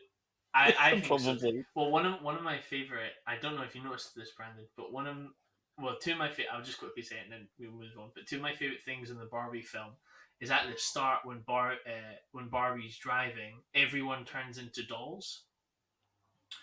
And I thought it was just like a really quick like glimpse, and I was like, oh, that's really cool, because it went it like panned out, so you only saw them from a distance, and I was like, oh, that's cool. And then, when Barbie goes into the real world and she goes to find her child, and it's those girls at the dinner table. Yeah. They're all named after the Bratz girls, the main four. I think it's four, and I thought that was really funny. But Chloe, Jade, Sasha, Yasmin. Yeah, but loved it. If you don't have a tab, that's sad, mate. I know you've got sisters, but that's sad. I grew up with the Bratz, bro. Yeah, man. I didn't even know who Ken was. I grew up with Bratz. You didn't see Toy Story 3? Didn't have a well until Toy Story 3, I suppose. The only Barbie movie. That's the reason. That's the reason I know Ken. I want to point out my favorite joke, probably of the year, came in this film, and that was when they're at the beach, and the girls are trying to like make the boys jealous, so they go to their boy. So, for example, Margot Robbie goes to Ryan Gosling, and he's singing her a song on guitar, and he's really feeling himself because she's like loving it, And then she goes to Simu Lee, and then he's like, "Oh my god!" And I'm like, "Yes, we all feel that. me and our friend Ewan watched that together. We both looked at each other, and we were like, "That's real. that's deep because that hurts." Because every guy would feel the same. That's honestly one of my favorite joke this year, and that's a very big compliment for a film I don't really like that much. So. Can I actually just say one more thing? Yeah. The character Alan, I thought was absolutely hilarious, and I thought he was amazing. He was a great character as well. Michael Cera. Yeah, he was phenomenal in that. But we'll move on. Brandon, you did Barbenheimer, right? You watched them back to back. Yes, we did Barbie first. And there was like 20-minute break in between the films, so I was pretty knackered going into bloody Oppenheimer. Did you do Barbenheimer, Robert, or did you watch it? No, I had to watch it separately, sadly. Okay. Tickets booked. Well, honestly, I wouldn't even recommend it. No, overhyped. Well, they're both still in cinema, so you can do it if you want. It was good. Yeah, it was good for the meme, but I will say, even if it's a film I haven't seen, and it's probably a film that I might not even like, and it's obviously not meant for me, I can at least appreciate that it's brought back some like attention to cinema, which is at least a good thing. And obviously that's on the back of like Oppenheimer, because at least go in the run up, it felt like it was piggybacking on Oppenheimer, and obviously it's grown its own legs since. But Yeah, because it's made way more than Oppenheimer has as well. Yeah, Which I think was always going to be the I think you're case. right. Because Oppenheimer's a 15. Nolan films But don't typically make that much what money except Batman. had obviously it's hard to say like what ifs, but had this not come out in the same day as Oppenheimer and the Barbenheimer trend was not a thing, Mhm. what would you have kind of expected from Barbie? I, I don't think Barbie would have been as successful, but it would. It's a household name. Like everyone knows it, man. You know what I mean? Like it's Would just you have seen Hmm? the film? Yeah, because it's got Margot Robbie in it. Okay, I would have fair, seen it. You're like fair. You're like I forgot about that. fair, fair.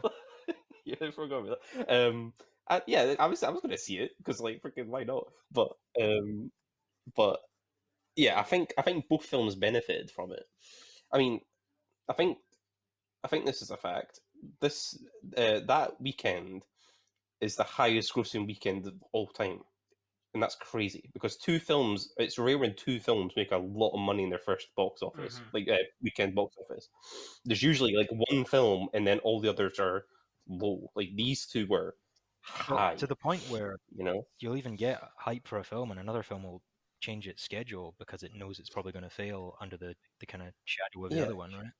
Like their box office combined, and keep in mind they came out the same day. Their box office combined right now is about 2.5 billion. That's insane. That's mad. Insane. Because Barbie's I think it's 1.4 and Oppenheimer's at 800, 900, something uh, like that. 800 million. So it's like combined, that's a good bloody sum. Like so, like that's really good for cinema, and we needed that. Yeah. So I can at least be thankful for that. Yeah, yeah. But I would love more of this stuff to happen because honestly, being there was so sick because everyone was doing it. You know, and everyone came to see both films. I saw people get changed like I did. You know, like all pink shirt, black shirt. Like it was just sick. And to see the cinema that packed as well, it was really cool. And again, I don't love the film, but I appreciate that. I appreciate what it did for cinema, and I hope it continues. Um, but yeah, that's my little piece there. anything you'd like to say before we go into the the Oppenheimer, Robert? Nope. No. Said what I said. Said what I said. Happy, loved it. So obviously, the latter part of Barbenheimer comes from the absolute fucking masterpiece that is Oppenheimer. Holy shit! I've seen this film 3 times. Once in the IMAX, biggest screen in the UK, and it was fucking glorious. I love every second of all 3 watches I've had of this film. Uh, I've only grown to like it more as I've went and seen it.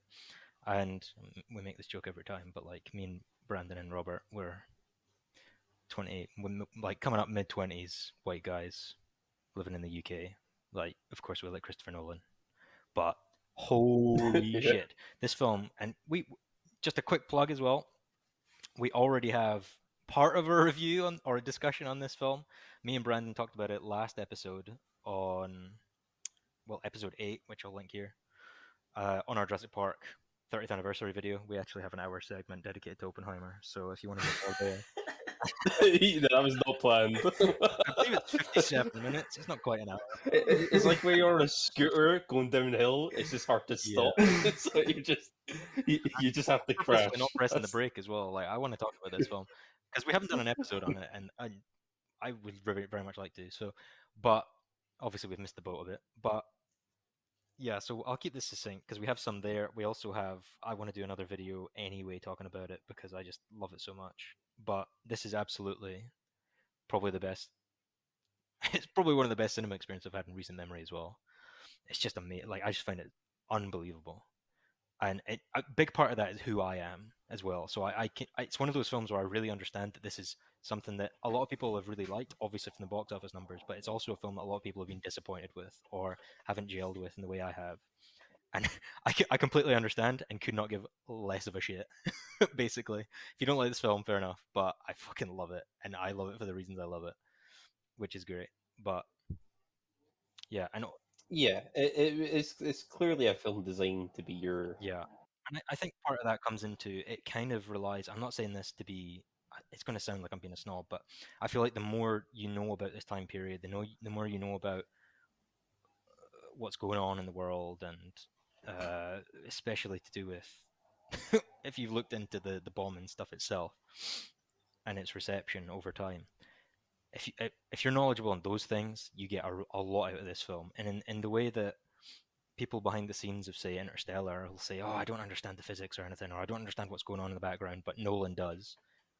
He's not bullshit. They're not bullshitting when they say that. Like, Nolan knows what's going on, and he knows the arguments for and against this bomb or whatever, and its reception. He Yeah. knows these things, and I feel like the best thing about this film is it's integrated the arguments for and against phenomenally. There's no way in it. You could give me years to do this, and this if I was writing a film like this and I was trying to get across the message of like the nuance of the bomb, and I was just doing that alone, it would take me fucking years to think about how to do that in a film. And obviously he's been doing this. I think he's had this in the pipeline for a while, but it's just it's unbelievable. I couldn't believe how like well nuanced and well supported each argument was from each side. That was definitely one of my highlights, just alone, never mind like the filmmaking and all that as well. But because it didn't feel like it was trying to push like an opinion or anything. It was like, no, here's this character's side. This is this character's side. We're going to give them each the same screen time, and we're going to explain their reasons why and all that. You know, so it's like I really liked seeing that. And again, like I kind of went into the film not knowing really anything except Hiroshima. Honestly, that's the only part I kind of had any knowledge about. And funnily enough, they don't even show that part. I thought that's what we were getting, to be honest. But I wasn't disappointed though. Yeah, I really did like it. I would say love it. I mentioned it before. It's more of my own fault because I watched Barbie before, and it's nothing to do with Barbie. It's just the fact that I watched a film right before it, so my brain was a bit tired. Not that I fell asleep for this, which I'm surprised because this is a long film. I freaking didn't sleep for it. I slept through I slept through about 3 other films after this. 3 hours on the dot. 3 hours on the dot, which is mad. That's unintentional. No one's he's got OCD. He's like, nah, got nailed. Get those zeros. But yeah, so the hard thing for me was just to digest everything going on. But even then, I enjoyed it. I think that's why I do like the third act the most, which is interesting because Robert likes the third act the least. But I think I'll only argue that because it's a personal thing. Because I was finally caught up in my brain. I was like, okay, I understand. I know where I am now. Now I can actually just enjoy the film. You know what I mean? Like I've processed all the information. It makes sense now. Now I can just see what happens. But I suppose that's a good way to transfer to Robert about his faults. I want to apologise for what I'm about to say. Please forgive me. No, I really enjoyed it. I thought it was an incredible experience watching it, especially the first two like the first two halves. But when it came into the final thing, it just, as Brandon had said, I didn't like it. I just found it really, I don't know. I just didn't like it. It was just very like listening to main villain speech for an hour long. So I was very bored. When you, but the first, like, everything else, I absolutely adored and loved. There was a couple of things I was a bit like, but overall, I like. Elaborate on what those were, maybe. I I just thought there could have been a. Here's a liberal in me. I just thought there could have been a bit better representation of the women. I thought the women got done really dirty in these films. In what way? In this film, so well, like the scientist, right? Like she was in it for like what, I don't know how long, and you know she was there just as much as everyone else was. And I couldn't even tell you the name. I couldn't even tell you what she said or what she had done. Like, it just, do you think she that's was there. Part of the message of the film. What do you mean? That this was a male-led enterprise. That there were women involved, but they weren't allowed kind of to be on the front lines as much as they maybe should have been. Yeah, probably. But I would also say when it went into like his wife, and we only got to see the negative parts of his wife, I also found that like I understand if you're gonna be married to anyone like this guy, I'm sure there would be lots of issues in the relationship, but I'm sure there was also really good parts in the relationship. And just her whole character was just this drunken, miserable woman. And I get that there are people who are drunken and miserable, but for it to just be like hardly any women in it, I just didn't find it. Okay. But I just it was when every single male character was interesting. But Do you not think that the third act kind of negates the argument with Emilia Clarke? Emilia, what's her name? Emily Blunt. Emily Blunt. Do you not think her being part of the reason that Oppenheimer is willing to then stand up for himself? Do you not think that kind of negates that point? Because he wouldn't have had that character shift without her. She also helped him up when he was down, when he was freaking out. Well, after he cheated on her. Do you not think that shows strength of her character though, that she's not? But that's more of a benefit to her than him, though. I don't know. That's Well, putting him down. I think so. I think it obviously shows strength, but I don't. I just think when I was watching it, I just found that you have, I don't know how many male characters there were that did like these things, and I just found that the scenes were, I don't know, I just found that it was filmed in like a more like lighter way, and it just seemed more interesting.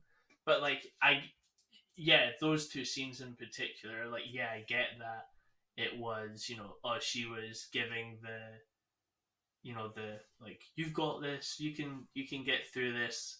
But I also found okay, I don't know. I just wasn't impressed. The issue is that it's a POV of his life, a biography, Mm-hmm. a biopic. So it's as well, if that's what happened, like you can't just add female scientists for the sake of it if it didn't happen. That's not what I'm saying. That's not what I'm not saying to add more women just to add more women. What I'm saying is with the limited amount of women we had, I just found that they hid in the shadows way more than. Why does that matter in a biopic about J. Robert Oppenheimer, though? Because these women were important. Because it's his wife who clearly helped him, come out with his true opinion and continue onwards, like you guys said. And then there's his whole like cheating scandal thing, and she was clearly really important to him. And then there is this scientist, Scout. There's this scientist, as well, who is very important. And it just felt like she was kind of chucked under the rug. And I'm not saying it's a bad movie in any way, and I just felt like from Christopher Nolan, who's made, absolute 10 out of 10 films, and he's made films where, the women leads were really interesting and they had all this, time, and fair enough, there wasn't a lot. It was never a complaint. I just found in this movie I was a bit like, So what does a fixed version look like to you then? Maybe just a little bit more of like seeing the good side of Emily Blunt's character. Seeing the scientist actually being, in in the room a bit more when the other scientist is there. Maybe she actually says something. But I don't know that, like, I'm not trying to like crap on it. For me, that was just I the think they had a few good arguments against that. They do have a line that opens and things move fast, obviously. So I think I only caught this on the second watch, where they are having a conversation about should the women be allowed to take part in this because of their reproductive systems, and that's a sexist way of looking at it, but that's the way they looked at it at the time. Right. And yeah. And as a biopic, you'd have to represent. And she does actually they're not showing like a straw man argument at her point of view either, where she's like, oh yeah, I guess you guys are right. She's like, your reproductive systems are on the outside, like surely yours are more exposed. Like she makes a good argument why that argument's she makes a good argument as to why their argument's invalid. Mm-hmm. But obviously because of the context of the time, it doesn't matter whether she has a valid point. And I thought that was a really strong way to show the female point of view rather than a negative. Yeah, and that's totally fair. I just felt they could have done better, and it's strongly, I think, in his wife. I think that was for me like the biggest point for me where I was like, oh, that's a bit disappointing that we only saw the negative side. So what And what would that do for the film though? I thought I was just running in circles. What would that do for the film to improve though? Like what was lacking from her specifically? I think it just would have made it would have made the main character way more likable, and it would have added like, oh, okay, they're Which not way, just her or him? both. I think. I don't know, because I feel like it all cancels out when she does those moments where she does back him up, where it kind of means more if they've had a bad relationship and you've only seen the bad, and you're like, oh wow, she does care. She's the reason he keeps going, kind of thing. She's the reason he's not in jail right now, kind of thing. You know, I don't know. And I totally get that, but as well, Again, it's a freer film, and it's like, what are we going to cut? Because all of it was important to the narrative. Yeah, you know what I mean? yeah, So yeah. it's like, I don't know. I'm just saying that was the only thing I had, and obviously the last part. But for me, that's just something that I would have liked to seen maybe a little bit more. But I thought the visual effects and I thought the acting, and I found, not that I really know too much about it, and I understand, Brandon, you were exhausted. Yeah. But I did find that it held my hand, but not in a way of like, oh, this means this and this means this. It was like, I'm going to hold your hand, but if you fall back, that's your fault, kind of situation. Yeah. Yeah. If you zone out for like 2 minutes, you've missed something. I think that's specifically why I say I get a lot out of this film, is because I there's no point in this film where I kind of trip up over myself. Yeah. But I completely understand that, so Brandon had a good example of he doesn't know what the word, or he didn't know what the word communist meant when he went and watched it, and they don't explain what communist is, right? Yeah. And that is part of Nolan being in this. And like when you're writing something like this, and obviously you're in research or whatever, or you've been doing it for so long, you just forget the context of what people on the outside do or don't know. And that's not a comment again about snobbery of like, oh, you should know like people can't know everything. Yeah. But this film, and I think, like you say, I would say it actually doesn't hold your hand very much at all. And I think that's one of the big positives for me. But I know that that's going to be a negative for a lot of people. Especially. See, I personally really liked it because it made me feel a bit more like intelligent almost. Because I was like, oh, I understand that. Oh, I got that. It was kind of like right. But and the jokes again, like there's a few jokes in here that I love as well. Like and again, you don't need to know that it's a joke because like they show you it's a joke even if you don't get it. Is the bit when she's like, he asks about the difference between a communist and an intellectual communist, and she's like, "Oh, I don't know if I could tell you the difference between them." And the guy in the back laughs, and I'm like, "That's a funny joke." Or like, like yeah, it's good. But I'll be very surprised. It really depends what comes out for the rest of the year, but I'd be very surprised if this doesn't win Oscars for actors. Like Cillian Murphy, man, freaking, he was phenomenal. They were all phenomenal. They were, everyone. Like even Roderick and Josh and like every Disney character. Yep. Like they just popped in and you're like, wow, I've never seen acting like this. Exactly. But there's never a moment where I'm looking at Robert Downey Jr. or Cillian Murphy and saying, oh, that's just Robert Downey Jr. Oh, that's Cillian Murphy. Like, I'm completely immersed into the characters they're showing. Robert was the only weird one where I was like, oh, that's Robert, that's not Robert. But except from everyone else. Have you seen what the guy really looks like? Because they are it's the same with Cillian. Like Cillian, yeah, it's really good. and it's like the piercing blue eyes. It's like, oh. Yeah. But I think we all absolutely enjoyed the experience. Just different levels. Just different levels, yeah. I would Different definitely levels. give it the lowest, but not that it's. Well, what would all three of us kind of give the film then? Like out of 10 is never great, but like out of 10. How specific am I going? Because I can go very specific, or I can be I general. don't give a go specific or it's Yeah, fucking. 8.8. You want to give it 8.85643 like 8.8. okay. Only because Mission Impossible got an 8.9, and I like it a tiny little bit more. Wow. That's the only reason.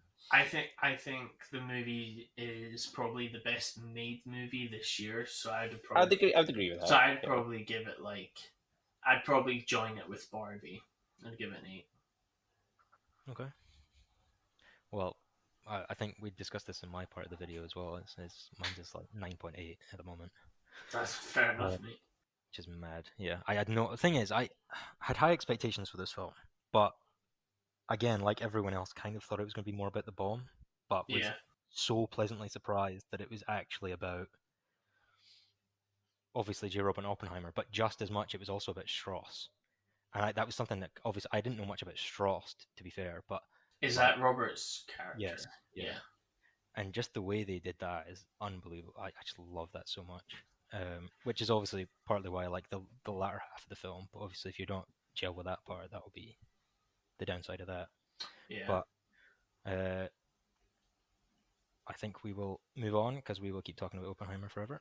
And next on my list is Haunted Mansion and Talk to Me.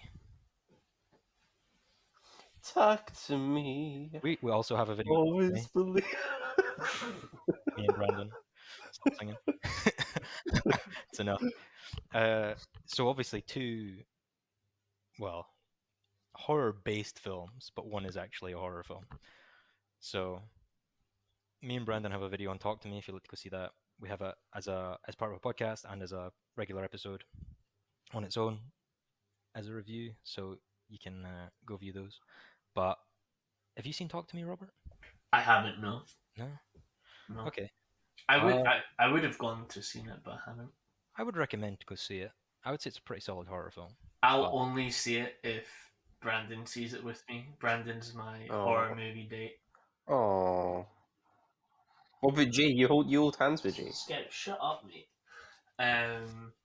Yeah, I do hold hands with Jay, but that's because Jay was sitting next to me and you weren't. No. You literally sat next to Ryan and Jay, and so I was with Jay. I will say there's like two fleeting moments of this film that are actually scary for me, and I don't have a high scare tolerance, so like I don't think it's a scary film at all. Right. But, see, if for you, if there's a high fleeting intolerant, what you just said, I would be pooping myself from start to end. No, you won't be pooping yourself at all. I don't think. There was a scene that I think we talked about. A scene that Brandon thought was probably the freakiest in the film. If you want to. Is that the red? It's the. I was thinking the bedroom. Oh yeah. Oh, don't describe it. I'm actually like. Oh, don't look in the dark corner, Robert. Lads, I live in the countryside. It's There's a big Greek woman in your like without describing it, it's essentially a scene where they build up tension, but they don't necessarily release it without a jump scare. Oh, we like those scenes. They're good. That's what I'm saying. Yeah. Like I love that. When you can. Sorry. I was just gonna say when you can give tension and tension and tension with no release. I think you've done it well. Like you've hit it. Yeah, I think in general the lore was pretty interesting, and it was filmed amazingly well. It was a beautiful film. For YouTubers that made this film, it is next level. It's next level. Because if you've seen their stuff on YouTube, it is not like this. They don't do horror stuff. It's bloody wrestling and bloody stunts. That's what they do. So like when people heard, they were making a film.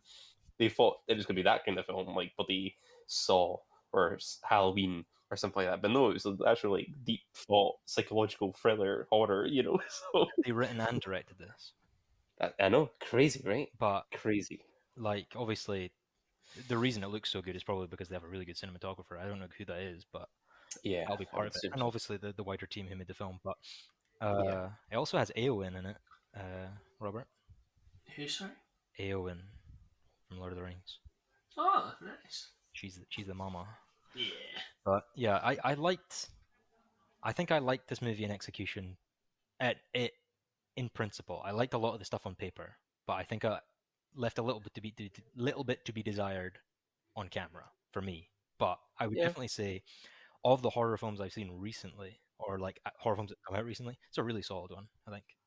It is. It is. There's a lot of horror coming out as well, so there'll be a lot more to compare it to for this year as well. Yeah. But yeah, So, yep. If you've not seen that, lovely talk stuff. to me. We have a review, and if you don't want to watch a review, watch the film because it's quite good as well. Not that our review's better than the film, but the film's good. But yeah, and then obviously we have Haunted Mansion, which I mentioned. Which you guys I thoroughly enjoyed it. I thought it was cute. A What does little that bit depressing. what does cute mean? I don't know. It was just Quirky? cute. No, it wasn't quirky. It was like It was a bit quirky. yeah, it was a little bit. It wasn't as quirky as the first one. I was disappointed. Yeah, I've not seen the first one, so I don't have anything to compare it Oh to. man, see the singing heads. The movie failed. Do you know? What do you know about the ride, Robert? I know nothing about it. I know that it's the only thing I know about the ride is that the movies are based off the ride, but that's it. Yeah, I was gonna say because those singing heads come from the ride and stuff. Yeah. So I think a lot of the stuff in the first version of the film is a lot closer to what you see in the ride, maybe. Yeah. But it's a good film. Like it's there's a little bit of like creepiness to it. I wouldn't say there's any like scary bits. There's definitely I'd say maybe the only scary bit is when they go in the attic, and that's about it. No bride in the attic now. No, that was the Ridiculous. I will say, Danny DeVito and Owen Wilson need to be in more films together. dude. Owen Wilson. I don't know what it is, but everything he's in, I'm like tick on the bot, like perfect. Cars 3. Perfect, Cars man. 3. Yes. Owen was definitely, to be honest, everybody in that movie was phenomenal. Like it was like even the kid was great. Like I wasn't the only character I was disappointed on was Jamie Lee Curtis, but it was only because the CGI looked really bad. Nope. Anything else you'd like to say about Haunted Mansion? Who both? Either, yeah. I mean, I expressed my thoughts in the last video, so I'll just leave people to that. It was fine. I didn't love it. I think it was very mediocre, but Okay. it wasn't for me. I didn't have any nostalgia for it or anything like that. So Uh, the actors were good though. I love Rosario Dawson, but I think that's just bias at this point.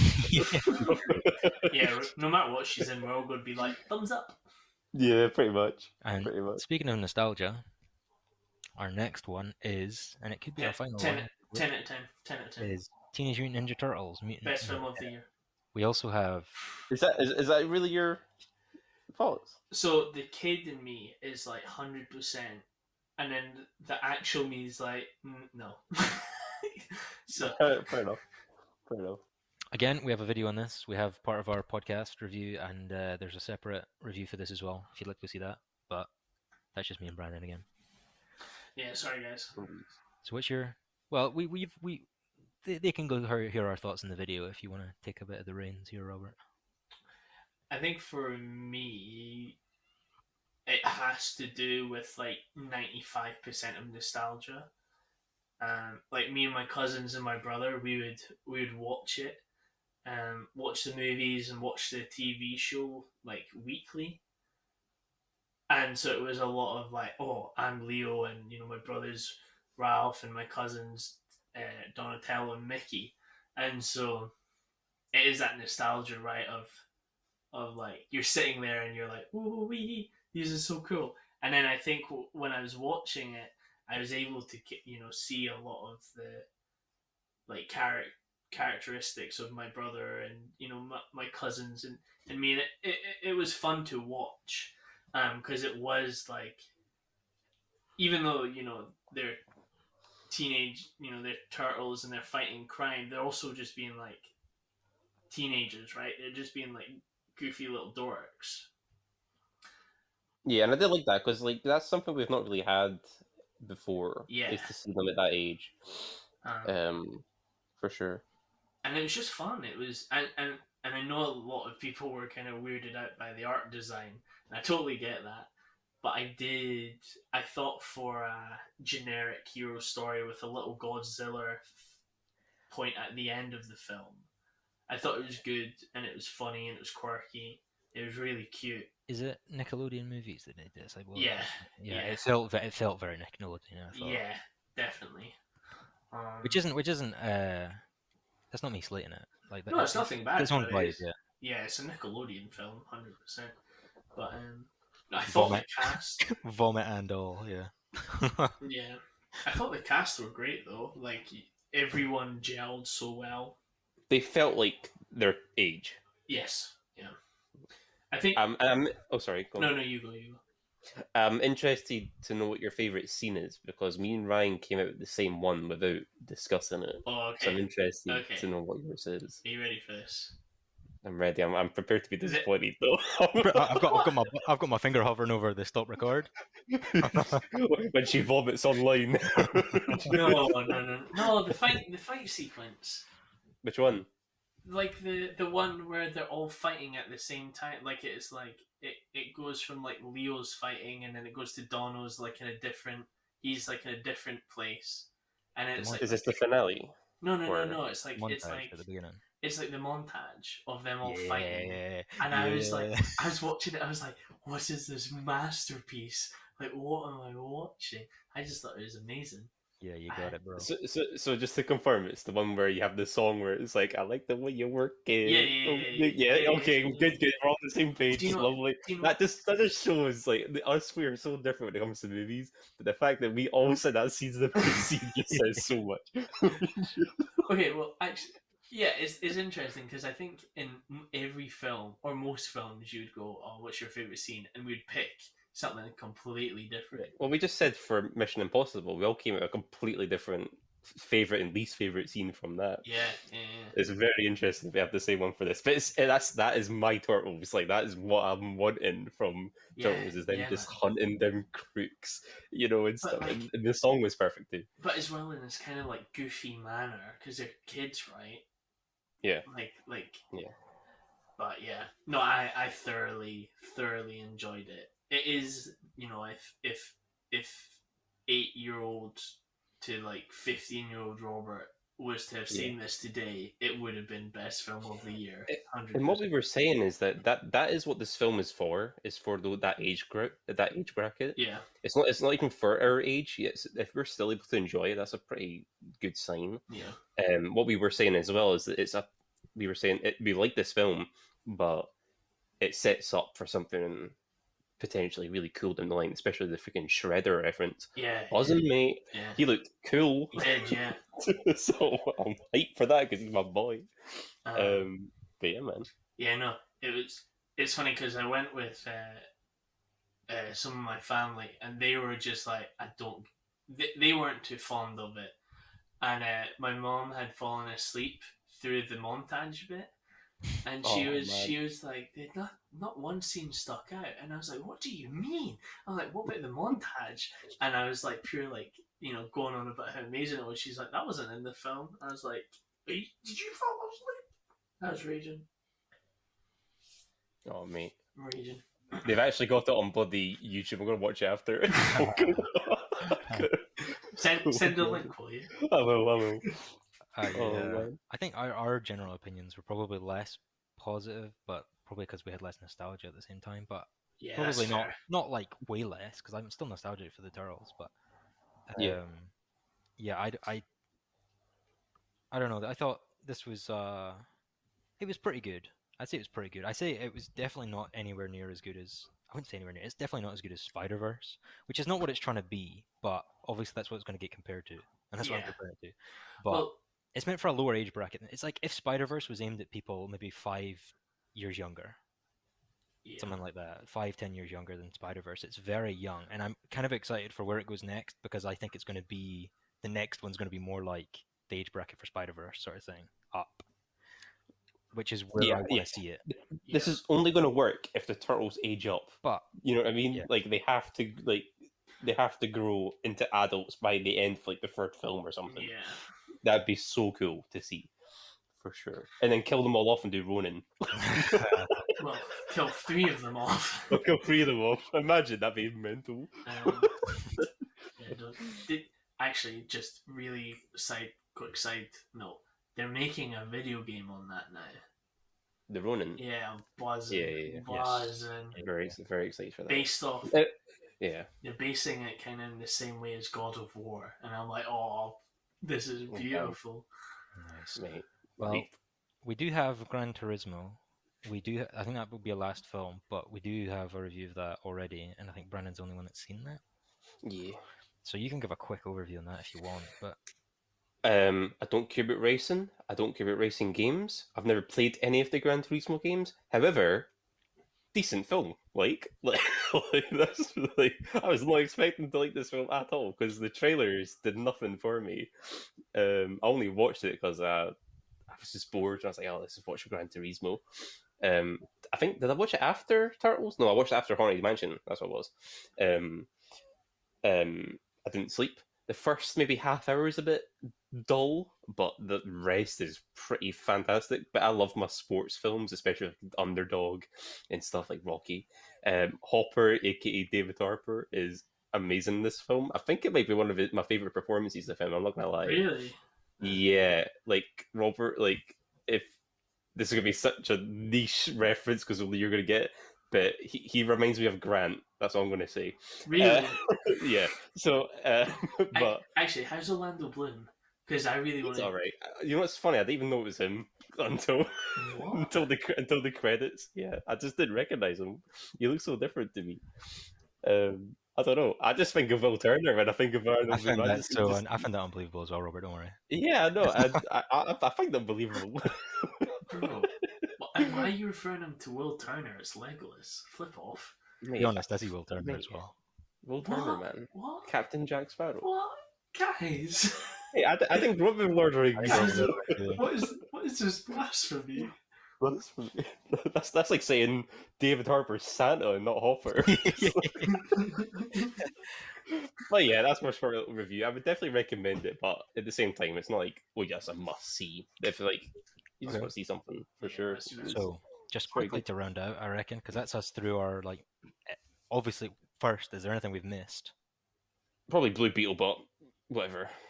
I'm sure we'll do it. I'm sure that'll be part of the diary video we're going to do next time anyway. Next week's video diary then. Yeah. So we'll do that for next week because I might have seen it by then as well. So that might be a better video to. I'll try. No. I haven't. No. Blue Beetle's your boy. I know, and I'm not liking the reviews. Flash and Blue Beetle in the same year, man. That's rough for you, man. I know. You're lucky this Turtles film was good, otherwise you'd have been. Honestly, it's annoying. It's annoying when I come out and like Barbie's the best film in my opinion of the year. I'm like, goodness sake. That was my next point. Was to round off was give us your best, your worst, and your general thoughts on the summer as a whole compared to maybe other years or something. Or who starts? Well, Robert already started. So yeah, so I'd say Barbie's my favorite this year, and I'd say Flash is the worst this year, and I'd say overall, I think there have been there have been the faults, but I do think we've had Spider-Man, we've had Oppenheimer, we've had Barbie, we've had Teenage, and we've had 5. I think we'd all agree like above average solid films that we found enjoy. Maybe not Barbie to some of us, but there has been that Scout, shut up, actual Torag me. There has been that like Scout, I will beat you. I'm joking. I got that. Oh, I'm gonna make this edit look so bad on you. Scout, my goodness. But I think overall this year, I think the names haven't lived up to what they should have, but I think it's been a decent enough summer. Okay. Brandon? Favorite? I think with Mission Impossible right now, which is interesting because I do not care about the franchise. I've only watched Fallout. That's So it's so nice. weird for me to rate this so highly, but I actually had such a good time with it. Like Haley Atwell's so good, it's just She was loved the it. standout of that. Yeah. She was. It's just because I wasn't expecting it. She I was a don't think she standout was in in it a as well. really good cast. That's not to be done anyone else. Like Simon Pegg and I forget his name, but Luther. Yeah, He was great. Everyone was great. Everyone Yeah. was amazing. everyone. So yeah, I think that like an equal amount of it's a great film and it's just a fun action film you can enjoy.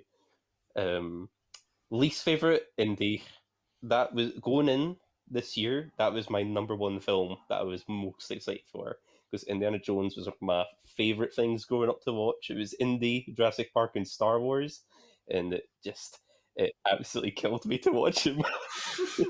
In the lead up, we had watched all the films Yeah. and recorded Yeah. episodes in anticipation of this film.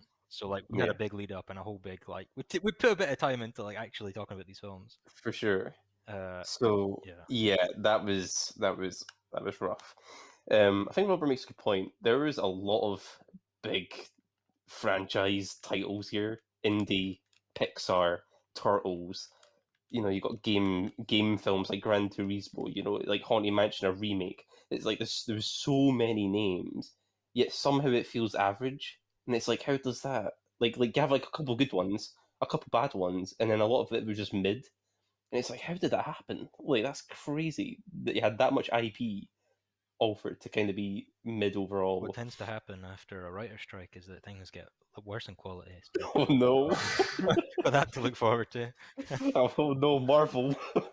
Fucking Disney's already on its last fucking. Mate, Disney's got to go bankrupt this year. Oh god!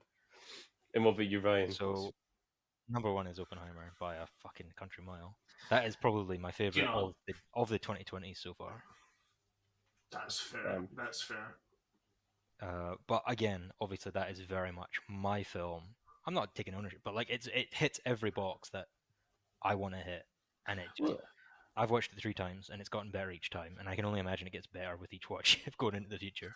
So Well, that's the thing though. Like when we go and when we did our top 5 favorite films of all time, even though there's honorable mentions, not one of our top 5s were ever the same, right? yeah, and also my top 5's changed now. Flip off, flip off. So It's not lies. I could do a top 5 every 6 months, and it would be 5 different films. Do you know? I don't think I could. I think my films have stayed the same quite religiously. Like I'm very iffy about changing my top 5. I think I just don't have a personality. I just like what I've last watched. That's fair. But and I watched Oppenheimer last, so that's probably why I like it so much. But no, yeah. So Oppenheimer top. Indiana Jones is definitely bottom. But I don't want to say I told you so. We didn't have the channel at that point, but I might start making bets on whether I think films are going to be good or not because I watched that trailer and I thought, man, and I'm not alone in this. That trailer was shocking. Well, we had said that because I remember we messaged each other and we're like, how, we're It'll like, be good, but that's not a good look. yeah. We were both not And impressed. then I just messaged saying, "Oh guys, I'm crying. I can't wait." The theme song. Oh, jeez. So. Me and Ryan like, And mate, back then people were complaining about the Rolling Stones being an Indiana Jones trailer, and I was like, mate, that's the least of your worries in hindsight. Fucking hell, I'd have taken the Rolling Stones. But I think, and overall, I think, like you say, it's been disappointing given the amount of like names going in. The other thing I would say is at least I have a little bit more faith in humanity. I guess I haven't seen Barbie, so I can't attest to that, but I have a bit more faith in humanity, or at least where the future of maybe not the future of cinema that could go badly because of Barbie and Oppenheimer, but that's a different topic. But the films that were bad generally did bad, and the films that have been well received have generally done well. yeah, And That's a good point. That's a good point. that is something that I'm optimistic but skeptical for in the future. But yeah, like obviously it's not good to have bad films, and it's not good to have all this talent involved that seems kind of wasted on crappy films.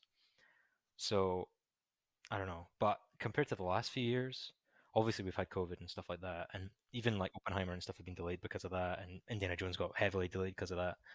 I think they should have delayed that more, probably until after Harrison Ford died, and then just cancelled the film. But the Fucking goddamn, I hate that fucking film. Do you know? I wish they did that with Ezra Miller. Just wait until he Just wait died. till And he dies. You never really. Wait,